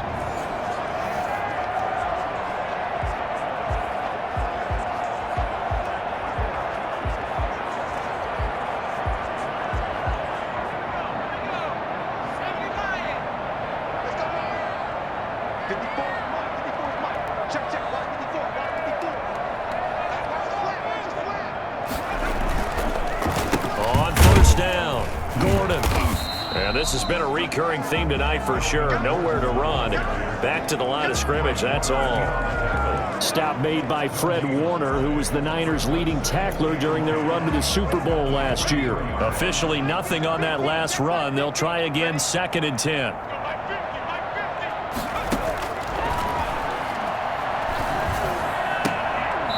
His throw incomplete. The linebacker Fred Warner right there on the coverage. Quarterbacks work all the time on manipulating a defense with their eyes and their head movement. In this case, he just stared the receiver down. That allowed for excellent coverage, able to knock that one away. Out of the gun now on 3rd down. He's going to float this one deep right side. And unable to connect. Incomplete. I'll give them credit. They took their shot, but it's going to bring up 4th down. It's always a goal, and it's really nice defensively when you can rally to the football and make sure there's enough contact to force an incompletion. Force an incompletion and force another punt. Here's James returning. It'll be a 40-yard punt, 8 on the return. And the Niners will go on offense, 1st and 10. The Niners set to take over on offense. And it's a unit last drive that did it all on the ground, Charles. And they controlled it from the interior. Big on big, right? Offensive lineman versus defensive lineman. But you know, in order to keep the football moving downfield, other people have to get involved as well. Your wide receivers, your tight ends, lead runners, anything that you have possible to get in front and keep the ball moving. Now the defense may be looking out for a pass coming up. And he'll take this one up close to the 25-yard line. 2 yards on the carry there. It'll be 2nd down. I think if they want to start getting back into this game, it behooves them to get better on 1st down. Yeah, certainly not what they were looking for there out of the opening play of this drive. Now this one to his tight end out on the right side. And he's going to be dropped following a pickup of 7 past the 30 to the 32. Completion was given up, but that's why you play zone defense, so that you can have people around the ball when it's caught, and you don't give up much run after the catch. They'll try and run for it here. It's Coleman. And he slips up past the 45 before being tackled. 1st down, San Francisco. The pickup, 14 yards. Obviously an important run to avoid the 3-and-out on your own side of the field. Shows a lot of faith in that offensive unit, doesn't it? That you want to run the ball in that situation. Pick up the 1st down. Also helps out your defensive guys a little bit, too. Allows them to get at least one more series of downs in order to get some rest.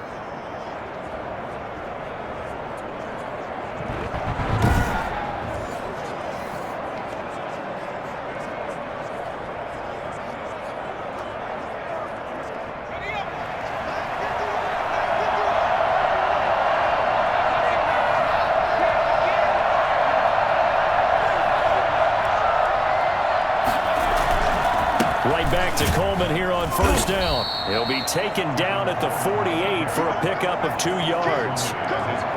Certainly a nice job there by the defense rallying to the football and getting him on the ground, but I think the play gets made by the defensive front because if they can't get upfield, their job is to go ahead and get low, almost get into a ball sometimes, stack things up, and make it difficult for the runner to find a hole.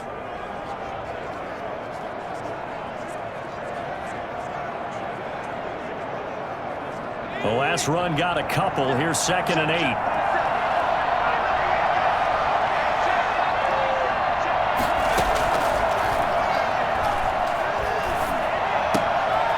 Now left side, a completion to his tight end. And he'll go down inside the 45 before going out of bounds. The reception good for 7. It's third down. We always hear from coaches how much they like to run crossing routes because they want to hit their receivers on the go, get them the ball, and keep them moving. How about when you hit a tight end that way? Okay, the receivers are going to run past you most of the time. The tight end, they can do their damage a different way, break a few tackles, and really scatter some people, can't they? This offense in desperate need of a conversion as they come up on third down. They'll look to pick it up with McKinnon. And he will be very close to a first down, but I see the closed fist of the referee, and that means fourth down. We talk about defenders, specifically linebackers, keeping their eyes in the right spot. He had that eye down the entire time. And you know that's not easily done because they throw a lot of misdirection at you. They try and fool you and get your eyes in the wrong place. But you're right about that one. He correctly figured that one out and made a really nice play.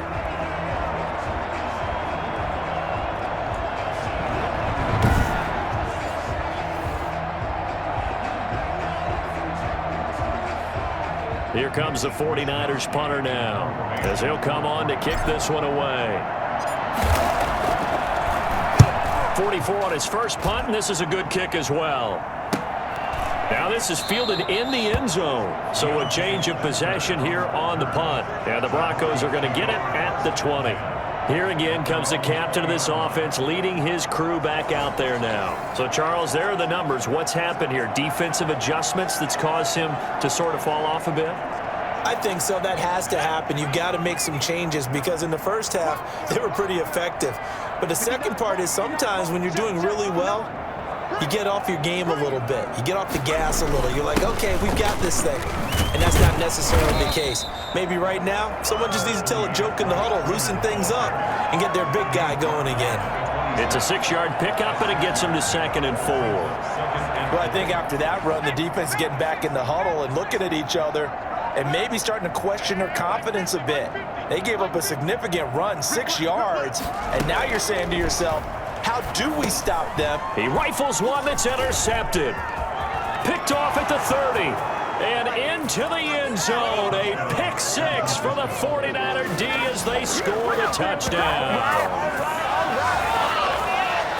He is a difference maker at the linebacker position. He had a pick 6 last year, remember it. But it's different for those guys, isn't it, than a corner or a safety? It certainly is because sometimes they're pattern reading, seeing what the receivers are doing. Sometimes they're spot dropping, just getting to a place on the field and finding the quarterback and going to the ball. But remember this, these linebackers, at one time in their life, a lot of them were running backs. And they love having the ball back in their hands and making big moves towards the end zone. And the lead is down to a field goal now. A heck of a play there defensively, getting the interception, navigating his way into the end zone for the touchdown.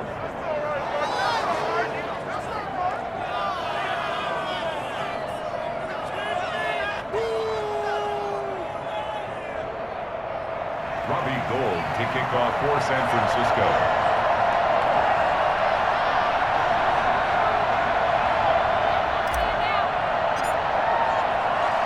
So they'll get another shot on offense following that pick 6, and now the kick is away. Fielded near the back of the end zone, and Spencer will elect to not bring it out here. It's a touchback. Here's the Denver offense now as they get set to take over here.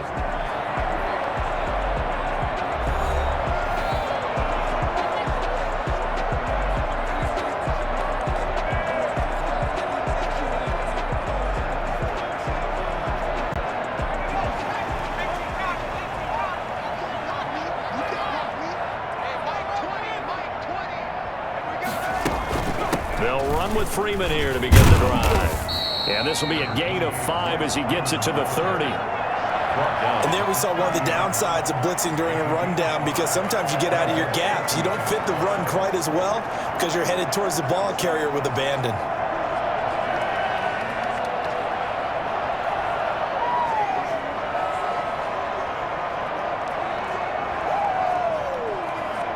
Ball on the 30. They'll come up with a 2nd and 5.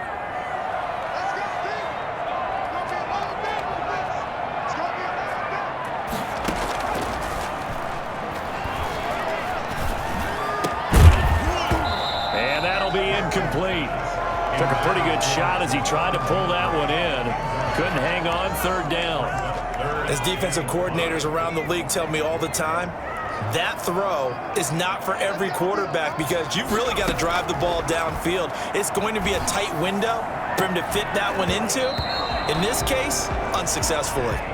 And that's a really good job there defensively. They went into this possession knowing that they needed to get a stop.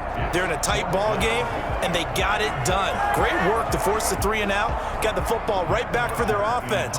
They've got to go to the sidelines feeling pretty good about themselves and encouraging their offensive mates to get some points. The punter Bosher on now as he gets this one away. Call it an even 40-yard punt, 7 though on the return. And possession will switch hands, 1st and 10. The 49ers offense making its way back out there. They've gotten right back in this ballgame after a very sluggish first half. Back when you played, after a bad half in the locker room, is it usually the coaches or sometimes the players who are the most vocal?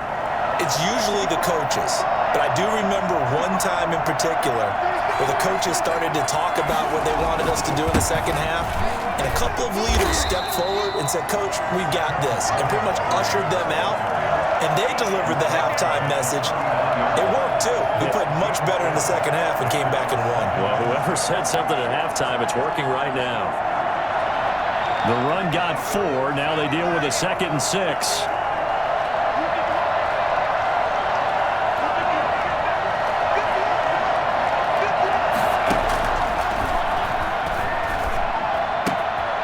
Here's a throw right side, taken in by his tight end. And taking it across midfield and inside the 45. 19 yards to pick up there. Move the chains. For many teams, the evaluation of tight ends has really changed. We used to wonder about how they would block first and foremost. Now we want to know how these guys can run because we envision them in offenses. Catch the ball. How much yardage can they gain after that? And that on display there for a good pickup.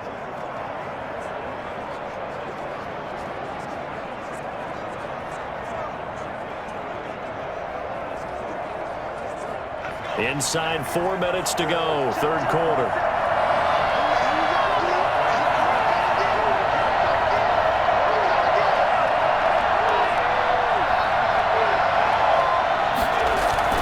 They'll run on first down. Coleman. It's a 7-yard carry to set them up with a 2nd and 3.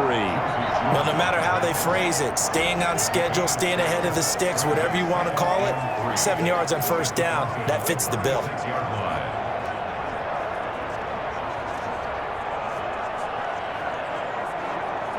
A good run, got 7 on first. Here's 2nd and 3.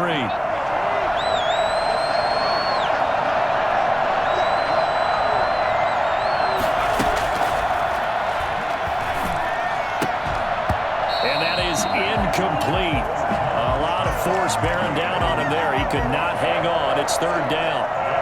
So the incomplete pass on the last play, and that leads us to a 3rd and 3. Have to give some credit to the defender on that when he read all of his keys perfectly and got a great break on the ball and able to force that incompletion. That's complete to Dwelly, his tight end. And brought down, but not before they're inside the 25. 13 yards there and a Niner first. That's a play that'll likely be forgotten when you talk about big moments in this game. But plays like this are critical to keep drives going. And if points result, we'll call this play significant.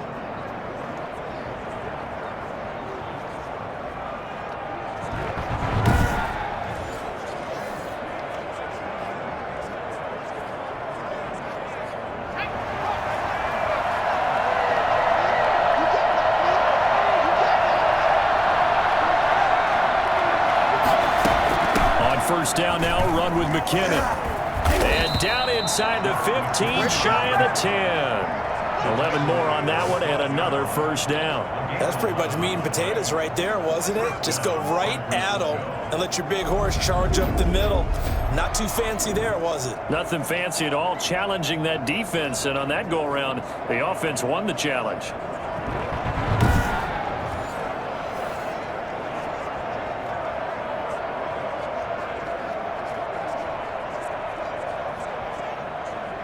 From down at the 12, it's 1st and 10.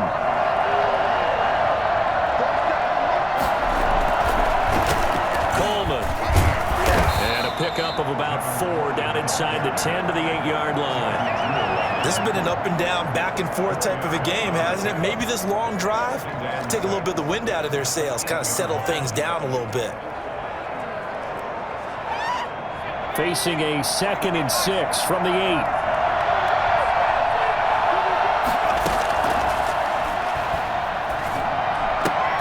This is caught, and he's able to get it down to the 2-yard line. Give him 6 on the play, and that's going to make it 3rd down and less than a yard.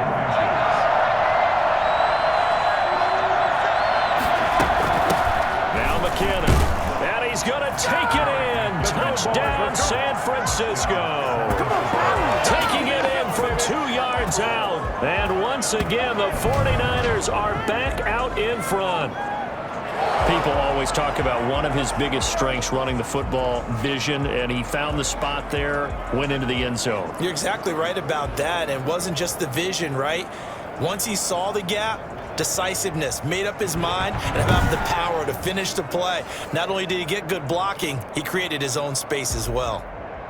Gold to add the extra point.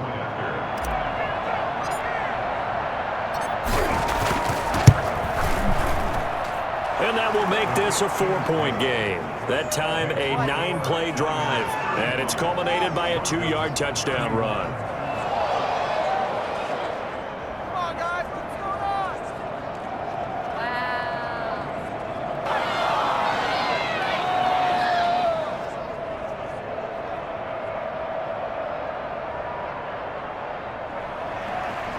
Robbie Gould to kick off for San Francisco. After the touchdown, it's Robbie Gould now to kick it away. Fielded in the end zone. And Spencer will elect to not bring it out here. It's a touchback. 25-yard line. Denver's offense ready to go again. They're looking to turn things around here. They've been shut down in this 3rd quarter. That was after a good first half offensively.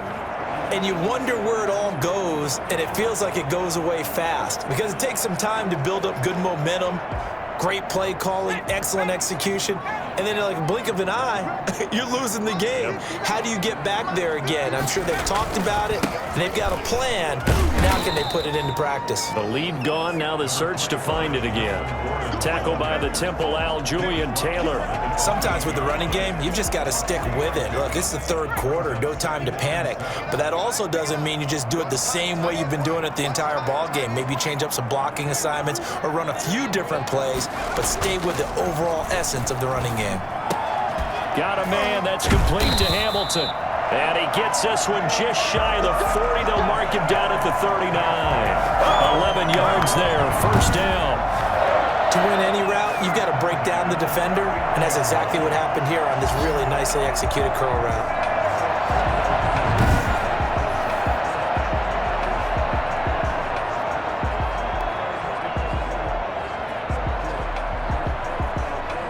They show run with 3 tight ends here on 1st down. Squeeze up there. Mike, check. Good enough. Check. Now Gordon. And not much room to operate as he'll get this up only to about the 41. Just a yard on the pickup there, and it'll bring up a 2nd and 9. 2nd and 9 at the 41-yard line.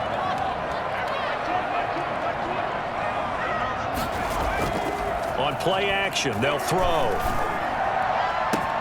And that's caught inside the 30. And he'll go down, but not before getting this inside the 30. It's a gain of 34. 1st and 10 at the 26-yard line. So from inside Niner territory now, this is 1st and 10 at the 26-yard line. Welcome back now to Denver. It's the Broncos trailing, but they do have possession of the football as we begin quarter number 4. So signs of life in what's been a dormant offense in this 2nd half. Here's 1st and 10. Back to throw here. And this will be incomplete.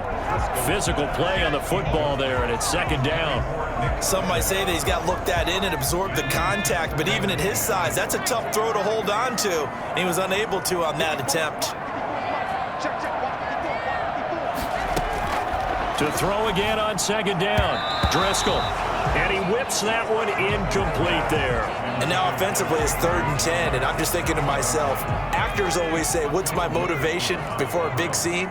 Right now the play caller's thinking, what have I done before that's worked well that I can go to right now? Yeah, because they were pretty successful in the first half scoring points. Haven't done anything so far here in the second half. And he went nowhere. He'll lose yardage back to the 29. Well, you can see what they wanted to do. They wanted to set up the screen there, but it got blown up. It's hard to run that play if you're not getting a lot of pressure at the quarterback because the space doesn't open up. They were able to read that one and slow it down and stop it before they could get a first down. And his kick is absolutely perfect. And that'll bring him back within a point. 34. So with that field goal, this one's now back within a field goal. Maybe not the ultimate result they wanted, but gets them that much closer. This game is unfolding like a really good book, isn't it? Because I feel like there's a few more plot twists yet to be revealed before this one is over. And this will be a touchback as that sails over the end line. And along with the rest of his offense, here comes Jordan Reed now. And the numbers show it, low involvement early. But since he's been involved, it's been a good thing for this offense. Indeed it has, and when you're able to finally get him going, get him fully integrated into the offense, things feel a whole lot better for your team. It expands everything that they do trying to move the football. They begin the drive with Coleman. And he's going to be dropped following a pickup of 7 past the 30 to the 32. Oh, that's one to warm the hearts of all those old school football players, isn't it? Tough, hard, gritty run, got behind his pads, bowled over a few people. Look at that one, right up the gut. Saw it through 3 quarters, no reason to lighten up now.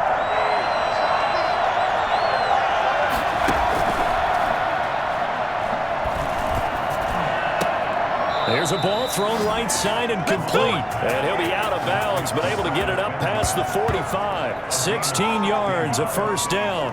Tell you what, he's been able to put the ball in some tight spots all game long. That throw, no different. Yeah, a lot of people would call it a gutsy type of a throw. I think he looks at it as, I can do it, so it's not that big of a deal to me, and I'm going to keep firing.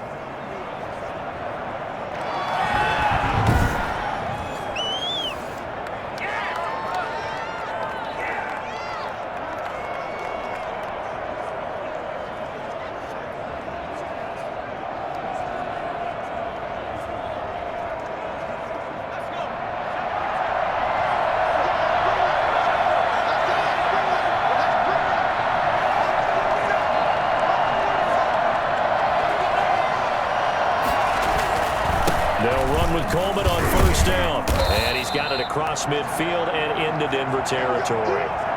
Now we've got whistles and a timeout here. Yeah, it looks like we've got a 49er that's down on the field. Definitely the last thing you want to see here in a preseason game. We'll be right back.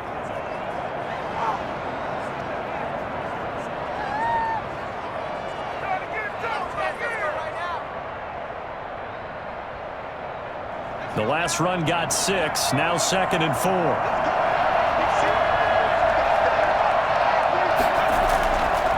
He'll look to throw. And he finds the tight end, Reed. And he'll get this one down near the 20-yard line, just shy of the 20. That one good for 26 and a first down. And these guys certainly are not hiding what their intention is. They're absolutely showing it. They're definitely not going to sit on this lead here in the 4th quarter.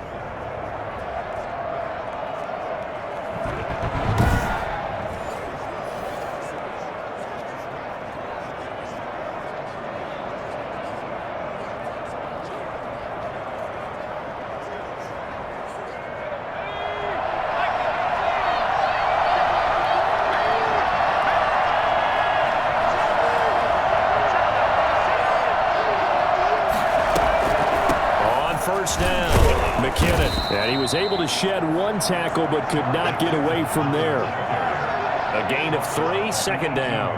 As we get late in this one, is altitude a factor for a visiting team in Denver? Is that something that's overplayed? No, it's real, and I know a lot of the visiting teams like to downplay it because they don't want to get into the heads of their players. but you can't avoid it. As soon as you get to the locker room, you get to the stadium, they always post it in there. Welcome to Denver. Altitude 5,280 feet. The air. And he's going to take it in. Touchdown, San Francisco. Jordan Reed, ready for the regular season with his second touchdown of the game. And the 49ers add on to their lead. In order to lead in a game, you're going to get plenty of contributors, but that's his second touchdown catch of this game. He's one of the key guys in this one. And you better believe he'll be looking for the hat trick here as this one continues to go.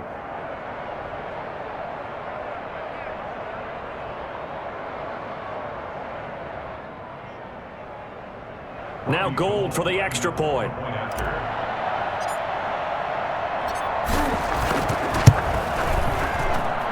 And with that, the lead is up to 8. So the drive there took 6 plays. And it's polished off by a touchdown for San Francisco.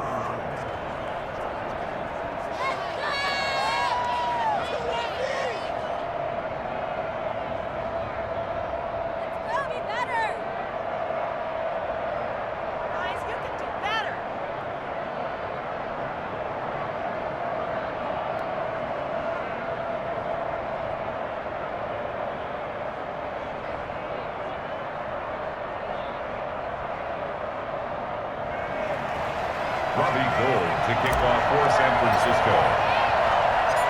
After the touchdown, it's Robbie Gould now to kick it away.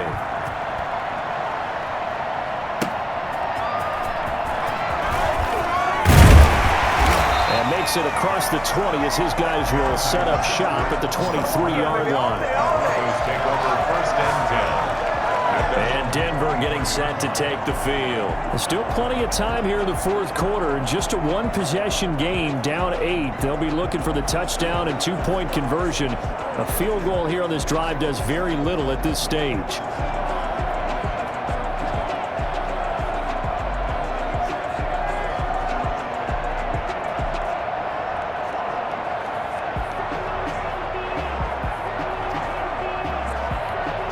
Now the Broncos are going to call the first of their timeouts.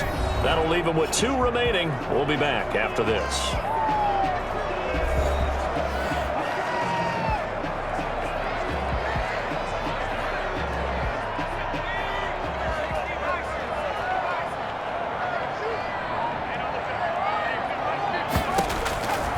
They'll come out throwing here to start the drive. Wide open receiver complete. And they nearly get this all the way to midfield. Mark him down at the 49. A good pickup there, 26 yards. This possession means so much for them. They've got to focus on this drive and find a way to make this a one-possession game. Yes. Got to get a score. Yeah, so good with a field goal. Don't necessarily need a touchdown.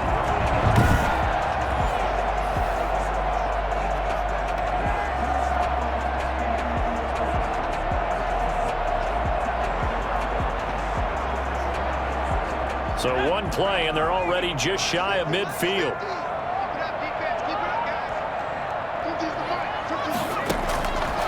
Out of the gun, they'll look to throw. That's going to be knocked away and incomplete. Deshaun Hamilton, the intended receiver. That'll bring up second down. I like the thought process there. They connected on a big play, and sometimes you find the defense vulnerable. So they went for the bigger shot, went for it all on that one. This time, they were ready for it. Throwing again on 2nd and 10. Driscoll over the middle. He's got Deshaun Hamilton. And this will move the chains again as the tackle's going to be made at the 49ers' 29-yard line. 22 yards there, a first down. And with that last play, he's now up over that 300-yard mark. And in today's NFL, it almost feels routine. And I hate that when you talk about a 300-yard passing game. To me, 300 yards still signifies excellence, and he's achieved that in this performance.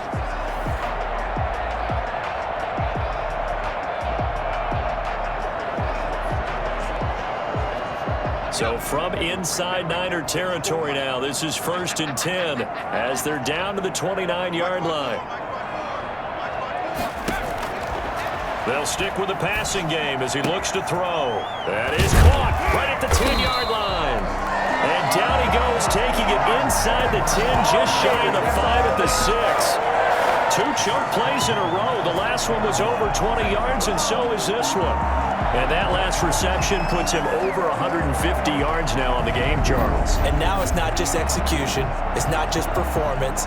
It's a mental aspect that's going on. Because right now, he's got the defense so much on their heels, got them looking at each other. Who's going to cover this guy, and what type of coverage can we put out there to try and slow him down? First and goal, a touchdown and a 2-point conversion here are musts.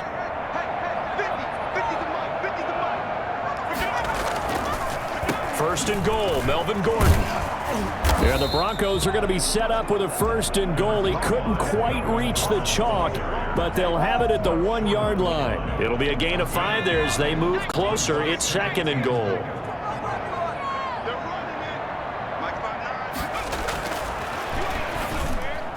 Now here's a look for the end zone, but that one's going to wind up incomplete. He was going for the tight end, Nick Vanette, but now it's third and goal.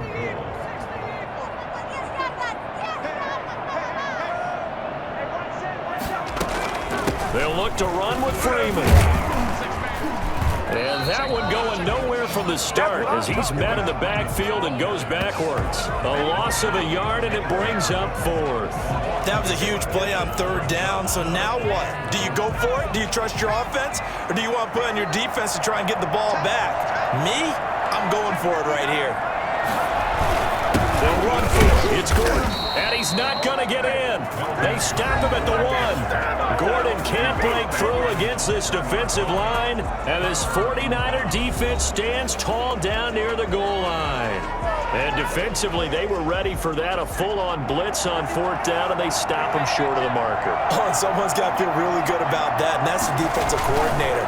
He dialed up a great run blitz defense, and they hit it just right. Stack that thing up. They're going to feel awesome going to the bench after that big play. A gain of 4. It's now second and 6. From deep in their own territory, they look to throw. That's into the hands of Dwelly. And he'll get him down right at around the 11-yard line. 6 yards the pickup, and that's a first down.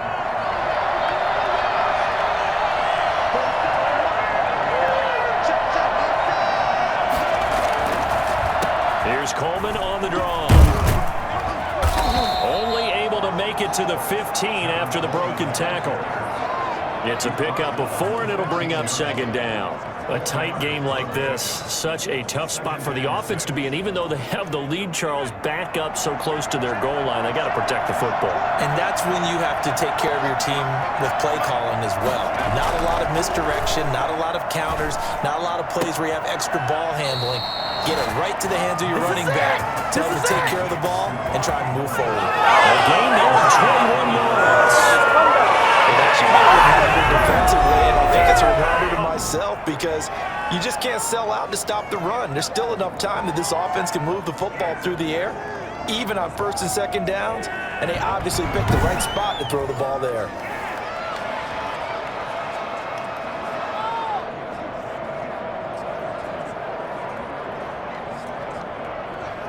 So from the 36 now, first and 10. From the gun, they will run with McKinnon. And the hole closes quickly there. He gets maybe a couple up to the 38. That's it. That's what you want. Straight ahead positive gain. Just keep that clock ticking. At the 38-yard line.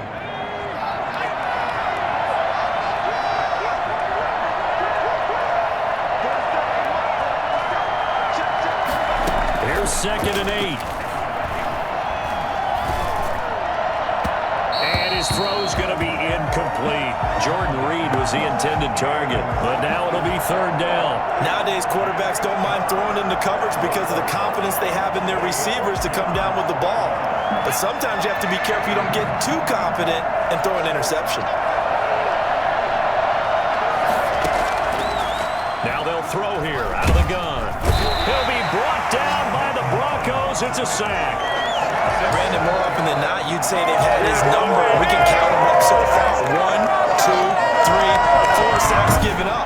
But guess what? He's still been able to make some plays, and right now they have a lead.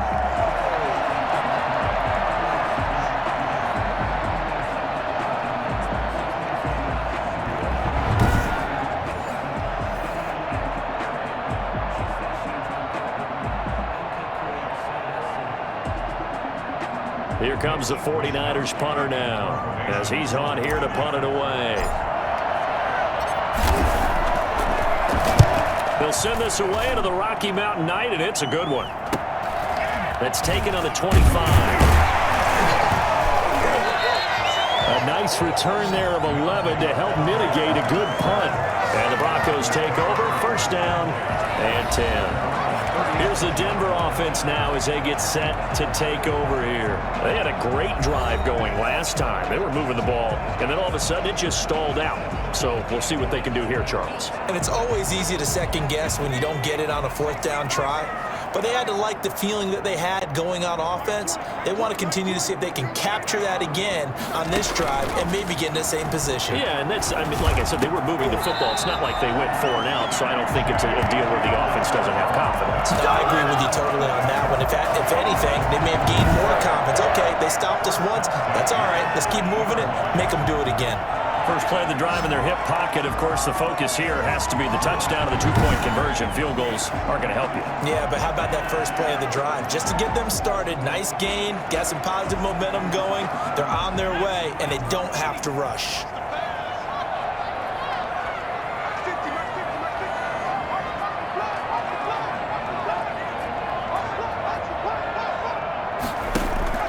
From the midfield stripe, they'll look to throw. And lucky to get away with one there. That one nearly picked. Second down. I think he's got to be careful not to force anything into coverage right there. There weren't really any throwing lanes, but the best part for him, he's got second and third down to fall back on. To throw once more on 2nd and 10. Driscoll making the catch. It's Winfrey. 4 yards the gain, and it'll bring up a third down. I know many people like to throw to the tight end, maybe in a little flexed out position because he creates mismatches with his size. But slot receivers do the same thing with their quickness, their speed, and their route. In trouble, and he's taken down. Tarvarius Moore able to drop him for a loss of 2, and that will bring up 4th down. Not a blitz, but the guy is normally the last line of defense. Recognizes he had a chance to get to the quarterback, and that's exactly what he did. Here's Matt Bosher now as he's on to punt for Denver. James now to return it. And he couldn't get it to check up. That kicks all the way into the end zone for a touchback. The 49ers offense now, they work their way back onto the field. Their defense got the stop, forced the punt, and now you really start to monitor the clock as they nurse this slim lead.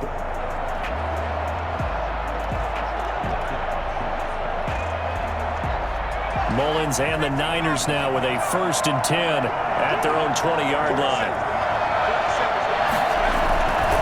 He turns and gives to Coleman. He'll get about 3 as he's taken down at the 23. Well, that's just a pile of bodies there, and that's when you kind of find out who's a tough guy, right? Who can stand up and make a play. It was only a 3-yard run, but for both sides, they had to walk away from that field like, okay, I can stand up when the going gets tough in here. And he takes this up to the 40-yard line before being corralled. Another nice pickup through the air, and I think a lot of people might expect them to run the ball in this situation, Brandon, but with this lead, they're electing to throw the football. Swings, slants, quick outs, things that they consider safe.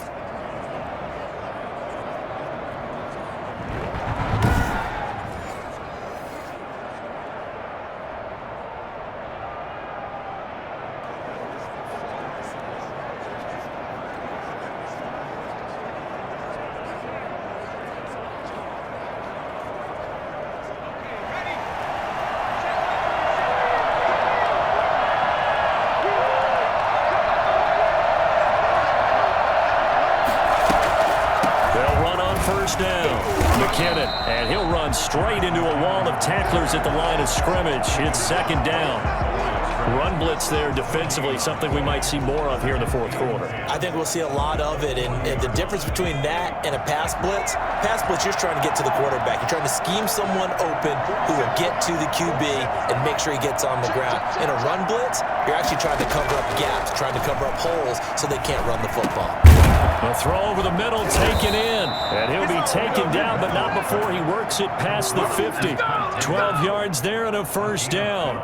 This is something you got to be wary of defensively. I mean, just because they're in the mode of trying to burn some clock doesn't mean they won't pass it. They got good yardage out of that one. Yeah, and really, when you're looking at it, now they've got a fresh set of downs. Look for second down. If they want to take another shot and try and loosen things up, that'd be the time to do it. On first down, it's Coleman. And he is out of bounds inside the 35. Another nice gain, 13 yards that time, and another first down. That's a carry they have to be satisfied with. And throughout this game, they've been satisfied with what he's given them. Whenever they've needed a big run, a first down, he's the guy they've turned to. And it doesn't matter what the defense thinks. They've got the confidence to keep handing it to him and keep picking up good yardage. From the 34 now, here's first and 10.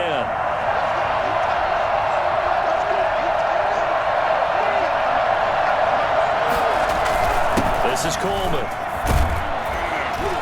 This will be stopped about 2 yards shy of the marker. 8-yard gain, second and 2. Well, at this stage, that's exactly what you want offensively. Good run on first down, stay in bounds, keep that clock rolling. And look at that play chart that the play caller has in his hands right now. That's what you got to focus in on because that's divided up by sections. And right now, he's looking at that 4-minute offense section. What running plays do we have to bleed down the clock and take care of the football? Right now, they're executing really well. With that catch, he goes over 100 yards receiving on the night. They had 2 tight ends in the formation on that one. It looked to me like he had his pick of receivers downfield. I think he was just planning on going over the middle. That's what he did. Picked up first down, too.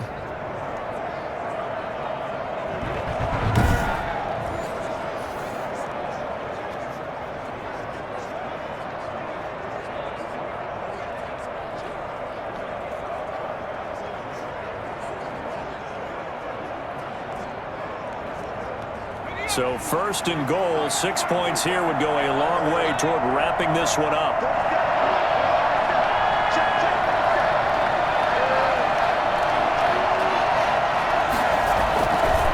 They'll try and run some clock here as they keep it on the ground. He pushes forward for maybe 3 down to the 6-yard line. Able to stay in bounds, so the clock keeps rolling. And this defense right now backed up in the red zone. Another touchdown, it's over. They've got to stand tall quickly. Been in this spot before. Now there's a little bit of desperation creeping in. And all you're doing when you're talking to your defensive teammates is first guy there, hold him up. Second, third guy in, rake at the football. Get it out. We've got to create a turnover because one more score, and this game's over. And he almost had it defensively. Could have been a game changer there in this second half. Instead, it's third down.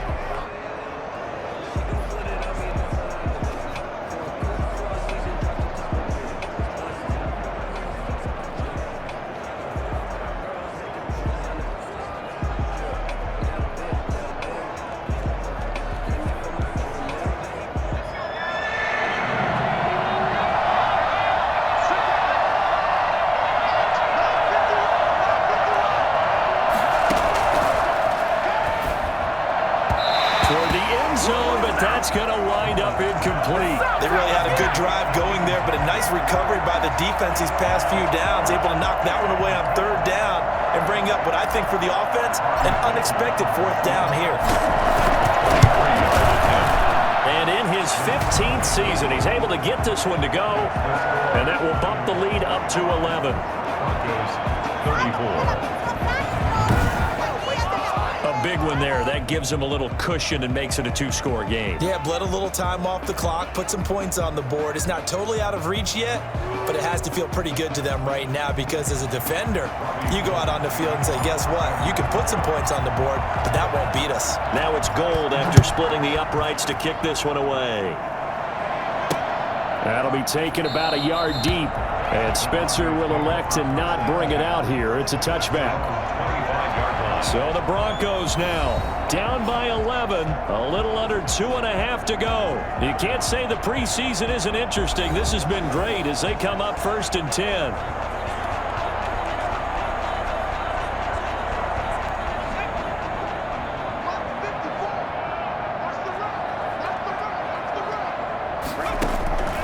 They'll come out throwing here on first down. He'll go up top, and that's caught inside the 35. And they finally get him down, but not before he reaches the 34. These preseason games are big in the development of rookie receivers, and now their teams want to see if they're going to be truly NFL caliber. So oftentimes, offensive coordinators will call certain plays to see how they react. Give them a big check mark for that one.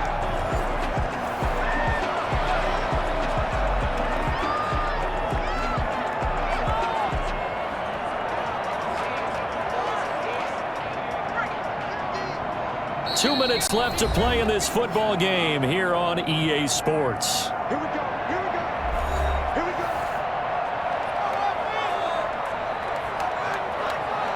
So it's Bronco football as we get you reset here.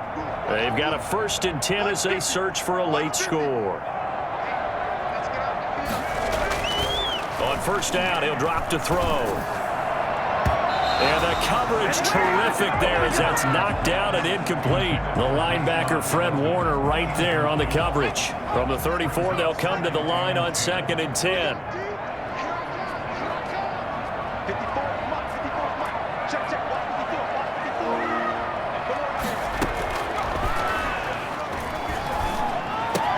Open man is Winfrey.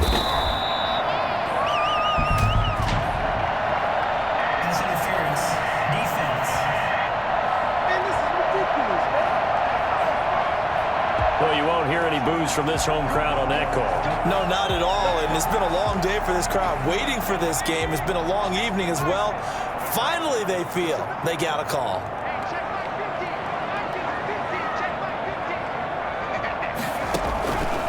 They'll look to throw here on first down. This is Hamler on the receiving end. And he gets it inside the 10 to the 9. Back-to-back nice gains. That one for 14 yards and another first. Of course, remember, you need a touchdown here and a field goal. Doesn't matter the order, but they have to get it done and get it done fast.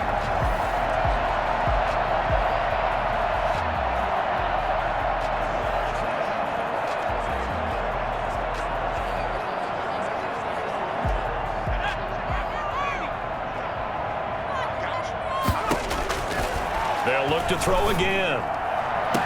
And this is caught now for a late touchdown. So hold everything here. This one's not over yet.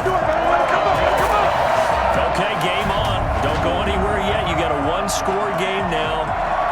Probably going to rely on the onside kick coming up. Yeah, they have to. It's not a high percentage play, but it's better than not having a chance at all.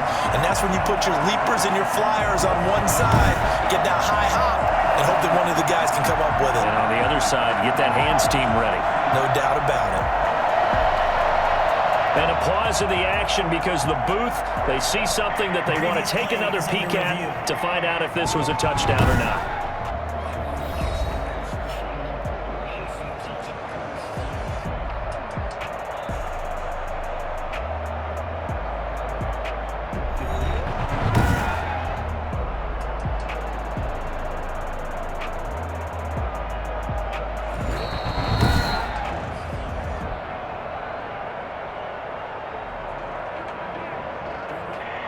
It took them an extra look, but they found out it is a touchdown indeed. The official says this one counts. So now a big play here as the Broncos will line up to go for 2. And they don't get it. They tried for the 2-point conversion there, but unsuccessful. Should have been picked. Probably doesn't matter on a 2-point conversion, but still, as a former DB, you want to grab that ball when you can, don't you? You certainly do, and don't say it, because I know you're thinking it. Don't say it. What am I thinking? You know I know what you're thinking.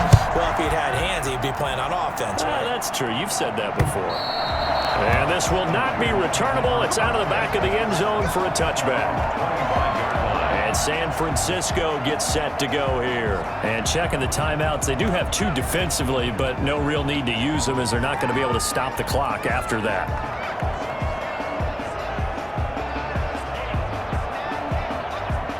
And they'll come out with a 3 tight end look on the first play of the drive. And the drive starts with a handoff to Coleman. And maybe a measure of revenge there. He's had his way in this one, but this time they get him behind the line. He'll lose a yard there, and it's 2nd and 11. the 24-yard line. A loss of a yard there to start out. That leads to a 2nd and 11. They will run again with Coleman. And for one of the first times tonight, he's going to be held up at the line of scrimmage. Now the Broncos will use their 3rd and final timeout as they'll head to the sideline and talk over what to do next. And it looks like we've got a dime set here defensively. 6 DBs in the game.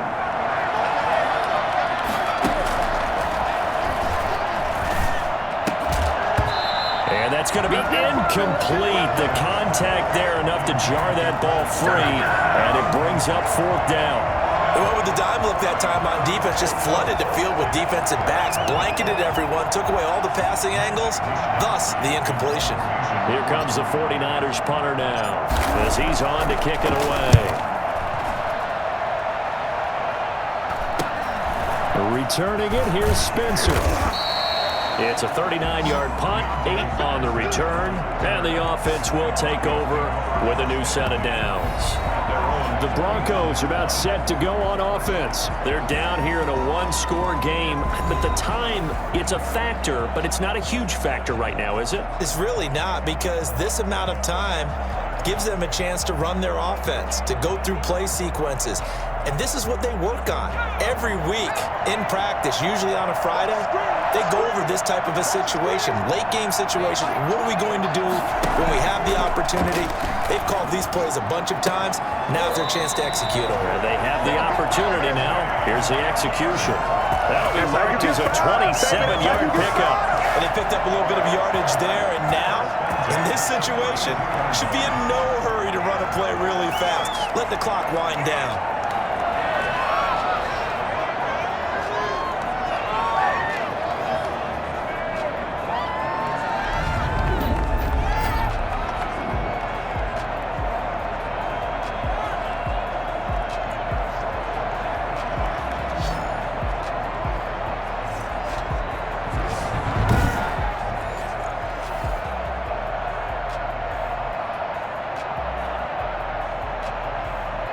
From the 32 now, here's 1st and 10.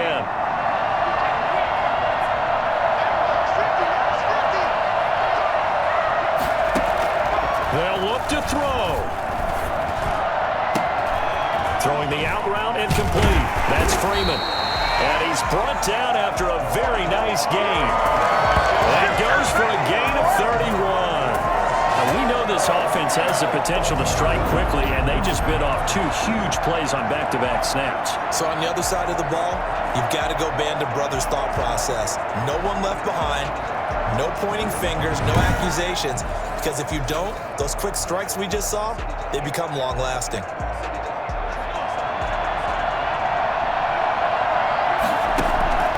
One final shot. They'll look to throw, and he's got it. It's caught for a touchdown. And they have taken the lead here in the final seconds. So for those of little faith, guess what? It got done. They now have the lead with that touchdown this late in the contest. I wonder if that was a play they were holding or a play that they just knew would work from past experience. I just saw it in their eyes on the sideline before starting that last drive. And they did. You're right. They got it done. Looks like they're going to be the winners. Rosas good with the extra point, and the lead is now 2.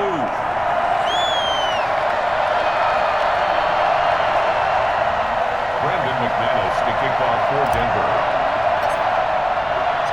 After the touchdown, here's McManus now to kick it away. Here's Richie James on the return.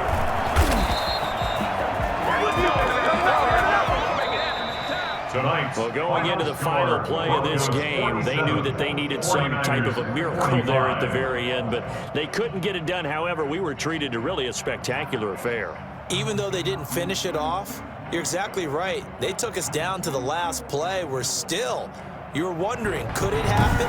Possibly, even though we both knew it was a long shot. So that'll do it. For my partner, Charles Davis, and the best darn crew in the industry, I'm Brandon Gaudin. This has been a presentation of the NFL on EA Sports.